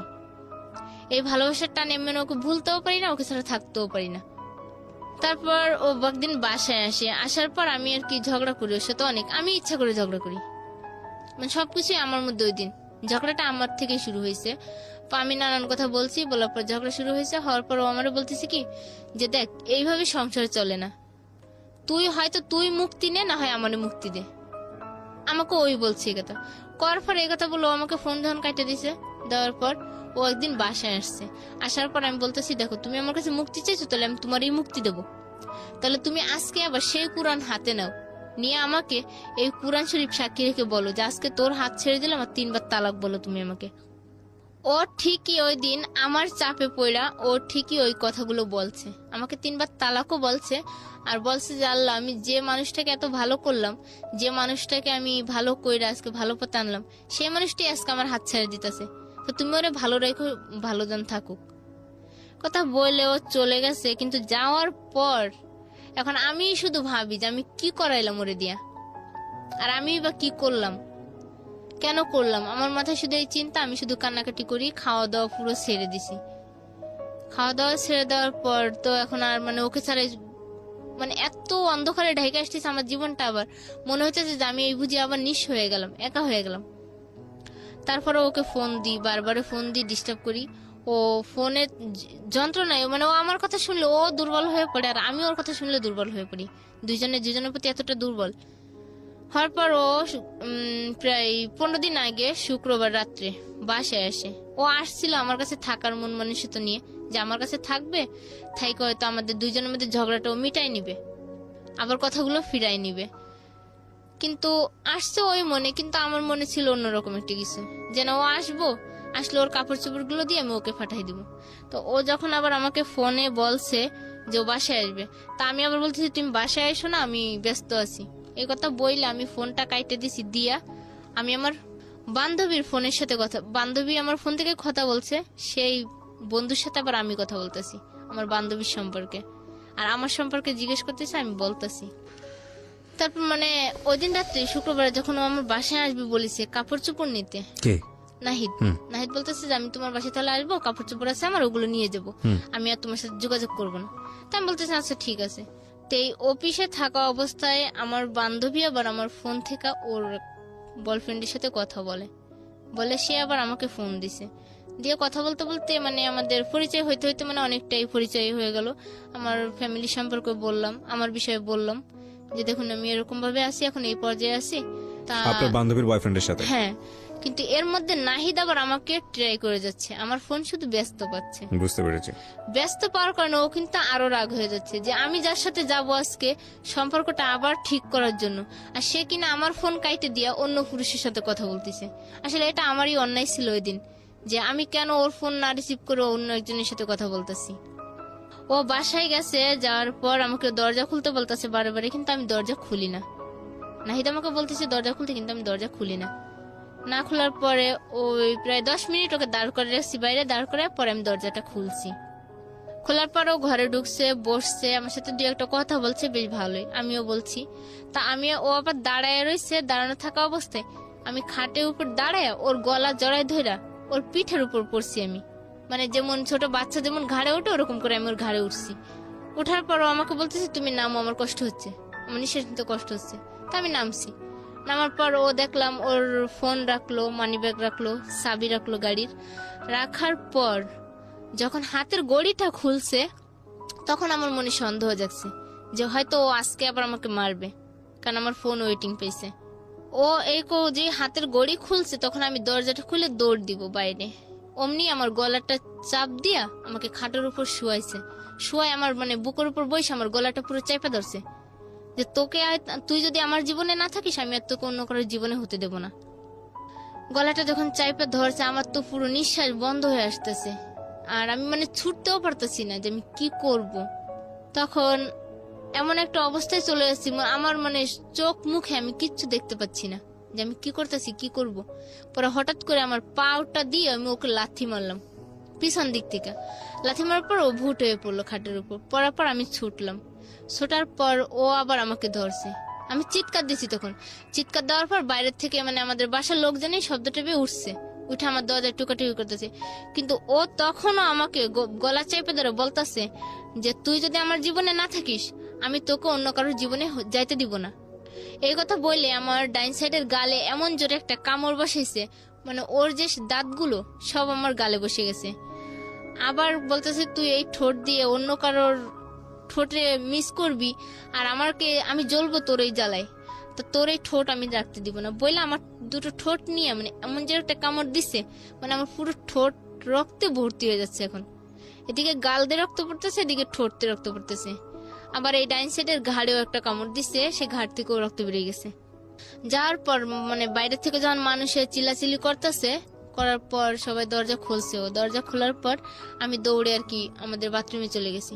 বাথরুমে যাওয়ার পর আমি বসে আছি, কিন্তু আমার গাল থেকে ঠোঁট থেকে রক্ত পড়েই যাচ্ছে, যে কামড়ের দাগগুলো মানে বসে গেছে, রক্ত পড়তেছে। এই অবস্থায় আমি বসা, কিন্তু ও এই ফাঁকে আমি আবার আমার মোবাইলটা আমি চাউলের ড্রামের ভিতর লুকাইছি, কিন্তু ও সেই চাউলের ড্রাম থেকে মোবাইলটা নিছে। তারপরে ঘরের হাঁড়ি পাতিলা সব মানে ভাঙতেছে, গানের যে বক্স সেট সেটাও ভাঙছে। ভাঙা ঠেঙা আমার নাক থেকে নাকফুলটা নিয়ে নিছে, মারের মধ্যেই নিয়ে টিয়ে পর ওই রাত্রেও গেটের বাইরে চলে গেছে, আমাকে ওই অবস্থায় মেরে টেরে বাইরে চলে গেছে। যাওয়ার পর এখন আমি বলতেছি থানায় যাব ওর নামে কেস করতে, কিন্তু ও আমাকে যাইতে দিবে না থানায়। আমি এটাও বুঝতে পারতেছি, ও বাইরে দাঁড়ায় আছে। পরে আমি গেটের উপরে দিয়ে ওইটা দেখি যে ও দাঁড়ায় রয়েছে। আমাকে বাসার সবাই বলতেছে দেখ এরকম পাগলামি করিস না, ঝগড়া হয়েছে আবার মিলবি, সমস্যা কি। পরে বললাম যে না, ওর সাথে আমার আর কোনো সম্পর্ক নাই, যেহেতু আমাকে এরকম করতে পারে, মারতে পারে, আর এই কথা বলে চলে যেতে পারে, তাহলে ওর সাথে সম্পর্ক না রাখাটাই ভালো হবে বলে আজকে প্রায় 5-6 দিনই আমি এই অবস্থাতেই অসুস্থ নিয়েই কাজ করতেছি। ওকে ফোন করি, ও আমাকে একটা কথাই বলছে যে তুই যদি ভালো ঘরের মেয়ে হয়ে থাকিস তাহলে আমাকে আর ফোন করবি না। এই হচ্ছে আপনার সিক্রেটস, রাইট? কেন গল্প বললেন? এবার আপনাকে আমি প্রশ্নটা করতে চাই, যেটা প্রথমে বলেছিলেন, একটা উত্তর আপনি দিয়েছিলেন। আবার পুরো গল্পটা শুনে সিনপসিসটা জানলাম আমরা। বয়স কত বলছিলেন আপনার? কখন? এখন এই মুহূর্তে 21 বছর। মানে প্রাপ্তবয়স্ক বাংলাদেশের আইন অনুযায়ী। সো ঠিক আছে, আপনি এবার বলেন কেন এই গল্পটা আপনি লাখ লাখ মানুষকে বললেন? বললাম যে হয়তো যে আমি জীবনে যে ভুলটা করেছি, যে ভুলটা হচ্ছে যে আমার প্রথম স্বামীর সংসারে থাকা অবস্থায় আমার সাথে যেটা হয়েছিল সেটা যদি আমি আমার স্বামীর কাছে শেয়ার করতাম বা কারোর কাছে শেয়ার করতাম তাহলে হয়তো আমার জীবনটা এরকম হতো না। এক্স্যাক্টলি। এবং এখানে আমার বলার যেটা, যে স্বামীর সাথে যদি ওয়াইফ এই বিষয়টা এরকম বিষয় শেয়ার করে, হাজবেন্ডের উচিত হচ্ছে তার সাথে বন্ধুর মতো থেকে তাকে সাপোর্ট করা, যেটা অনেক সময় হয় না বাংলাদেশের কালচারে, যে কারণেই হয়তো মেয়েরা এই সাহসটুকু করে উঠতে পারেন না, যেটা আমরা আজকের এই যে গেস্ট যিনি ময়না তার জীবনে দেখেছি। আরেকটা ভুল কি? আরেকটা ভুল হচ্ছে যেমন এই যে টাকার জন্য আমি যদি ওই দিন টাকাটা ওনার কাছে চাইতাম, আগে জিজ্ঞেস করতাম যে কি কাজ বা কিসের চাকরি দিবেন, জেনে শুনে যদি আগে বুঝে যেতাম তাহলে হয়তো আমার জীবনটা এই নরকে যেত না। আমি টাকার জন্য বরং বলি না, আমি বলি যে পুরো সিস্টেমটাই আসলে ভুল। কারণ আপনি যে দ্বিতীয় বিয়েটা করেছেন, সেই দ্বিতীয় বিয়েটা আমার মনে হয় এটা একটা ভুল সিদ্ধান্ত ছিল। দ্বিতীয় বিয়েটা অন্তত ফ্যামিলির কাছ থেকে, জি আমি বলতেছি আর কি যে আমার ওই যে অতীতে চলে যাওয়া, যে 1 মাস যে ওইখানে থাকা, প্রত্যেকটা ঘটনার পেছনে তো একটা না একটা রিজন থাকে না। তো আপনি যেই হঠাৎ করে কিন্তু সেই জায়গাটায় যাননি, আপনাকে যেতে বাধ্য করা হয়েছে। আপনার কাছে পয়সার প্রয়োজন ছিল, আপনি পয়সা পাননি বলেই আপনি অন্য একটা জায়গায় গেছেন, কিন্তু এই যে পয়সার আকাল তৈরি হয় সেটার জন্য তো আপনার দ্বিতীয় বিয়েটাও অনেকখানি দায়ী। হ্যাঁ এটা ঠিক আছে, অনেকখানি আপনি যদি লেখাপড়াটা চালিয়ে যেতেন, যে কোনোভাবে হোক লেখাপড়াটা যদি সামনের দিকে নিতেন, আপনি যদি গার্মেন্টসেও জব করতেন, তাহলে তো আপনার এই অবস্থাটা আজকে হতো না। হ্যাঁ এটা ঠিক আছে, হতো না, কিন্তু মানে আমার তো ওই সময় মানে কোনো রাস্তাই খোলা ছিল না। যে একদিকে ছিল যে ওরা আমাকে 1 লাখ টাকা দিছে, দেওয়ার যখন কন্ট্যাক্ট করছে যে 1 লাখ টাকা দিব আর তোমরা ওই মেয়েটাকে আমার সামনে এনে দিবা, আমরা ওকে যা করার পরে করবো। কিন্তু এই বাঁচার জন্য আমি নাহিদকে ধরছিলাম। আর নাহিদ আমাকে যতটা মানে ভালোবাসা, চেনহ, স্ত্রী মর্যাদা দিছে, তাতে আমি দিন দিন ওর প্রতি দুর্বল হয়ে গেছি আর ওর সাথে আমার জীবনটা জড়ায় গেছে। এখনো কি আপনি নাহিদকে ভালোবাসেন? এখনো ভালোবাসি বলতে গতকালকে আপনারা যেহেতু আমাকে ফোন করছিলেন, হয়তো উনিই রিসিভ করছিল ফোনটা। জি, কারণ আমার ফোনটা ওনার কাছেই ছিল। উনি রিসিভ করছে, উনি রিসিভ করার পর উনি আপনাদেরকে আমার নাম্বার দিচ্ছে, দেওয়ার পর আমার সাথে কথা হয়েছে আপনাদের। হওয়ার পর আমি ওনার কাছে ফোন করছি, আমি নাহিদের কাছে ফোন করছি করে বলছি যে জীবনে হয়তো কোনো একটা ভালো মুহূর্ত ছিল আপনার কাছে। আর আমি সবসময় বলতাম আপনাদের এই গল্প আমি আজকে 3 বছর ধরেই শুনি। শোনার পর আমি সবসময় বলতাম, ওর আমি যখন শুয়ে শুয়ে শুনতাম বলতাম যে আমিও না এই গল্পের অনুষ্ঠানে যাব। তো আমাকে বলতো যে তোর ইচ্ছা হয়ে যায় তো আমি তোকে নিয়ে যাবো একদিন, আর তোকে ওইখানে আমি নিয়েই যাব। তা ও কালকে যখন আমি ওকে ফোন করি আপনাদের, এক্স্যাক্টলি এই স্টোরিটা খুব সুন্দর একটা স্টোরি হতে পারতো, গল্প হতে পারতো। আপনারা দুজন মিলে এখানে এসেছেন, হ্যাঁ, কিন্তু- আপনি একটা ভালো জায়গায় আছেন, হ্যাপিলি একটা এন্ডিং হয়েছে, হ্যাপি কাপল হয়েছেন, কিন্তু সেই জিনিসটা আপনার হলো না, সেই শখটা হলো পূরণ না। হলো না। কিন্তু আমার এই মুহূর্তে মনে হচ্ছে যে সেই জিনিসটা আবার আমার কাছে হয়েছে আজকে। কিরকম? কেননা গতকালকে আমি যখন ওর কাছে ফোন করছি, পরে বলছি, বলার পর আমার বলতেছে তোমার স্বপ্ন তো একটাই ছিল যে তুমি আমার সাথে ওইখানে যাবা। তা আমি বলছি হ্যাঁ আমি যাবো ওইখানে, বলছিলাম তখন আপনি কি আমাকে নিয়ে যাবেন? বলতেছে যে দেখো ময়না, তুমি আর আমি যত দূরেই থাকি না কেন, আমি জানি যে তুমি মৃত্যুর আগ পর্যন্ত শুধু আমারই থাকবে। ও আমাকে বলছে, আর আমিও এটা বলছি যে দেখো তুমিও হয়তো মৃত্যুর আগ পর্যন্ত আমারই থাকবে। কারণ আমরা দুজনে দুজনকে এত ভালোবাসি যে মনে হয় না যে পৃথিবীতে কোনো মা সন্তানকে এত ভালোবাসে যে আমি ভালোবাসা। না এই ইমোশনের জায়গাটা আপনার জায়গা থেকে অনেকখানি রাইট, কিন্তু আমাদের জায়গা থেকে অনেক বেশি লজিক্যাল। তারপরেও আমি একটা কথা শেষ দিকে এসে বলতে চাই আজকের এই অনুষ্ঠানে, যে আমাদের দেশে একটা নারীর জীবন অর্থনৈতিকভাবে কতটা ভারসাম্যহীন, এবং এটা আজকে নতুন না, এটা সবসময় আমরা আমাদের অনুষ্ঠানে দেখিয়েছি যে একজন নারী অর্থের জন্য জীবনে কতটা ঝুঁকির মধ্যে যান। এবং আজকে যে ময়না এখানে তার জীবনের যে সিক্রেটসগুলো এখানে রিভিল করলো, কতটা দুরবস্থার মধ্যে পড়ে সে বাধ্য হয়েছে। আমি শুধু একটা কথাই বলতে চাই, প্রতিটি মানুষই সম্ভাবনাময়, প্রতিটি মানুষের জীবনেই ভুল থাকে, প্রতিটি মানুষের জীবনে অপরাধ থাকে, কিন্তু ওই ভুল আর অপরাধ দিয়ে ওই মানুষের সারা জীবনের অবদান কিংবা সারা জীবনের সমস্ত ভালো জিনিসগুলোকে যদি ঠেকে দেয়া হয়, তাহলে সেটা তার কবররচিত হলো না, সেটা একটা সম্ভাবনার কবররচিত হলো। আমরা যেন সেই কাজটি কখনোই না করি। প্রিয় শ্রোতা, শেষ করছি আজকের সিক্রেটস। ভালো থাকবেন সবাই। আমি আরজে কিবরিয়া এবং আমার টিম মেম্বার সুশান্ত দা, যিনি এই অনুষ্ঠানটিকে সুন্দর করে গুছিয়ে আপনাদের সামনে প্রেজেন্ট করেন, সাফওয়ান, যিনি সরাসরি গেস্ট ডিল করেন এবং অক্লান্ত পরিশ্রম করেন, তাদের সবার পক্ষ থেকে আপনাদের জন্য থাকলো শুভাশীষ, শ্রদ্ধা এবং শুভরাত্রি।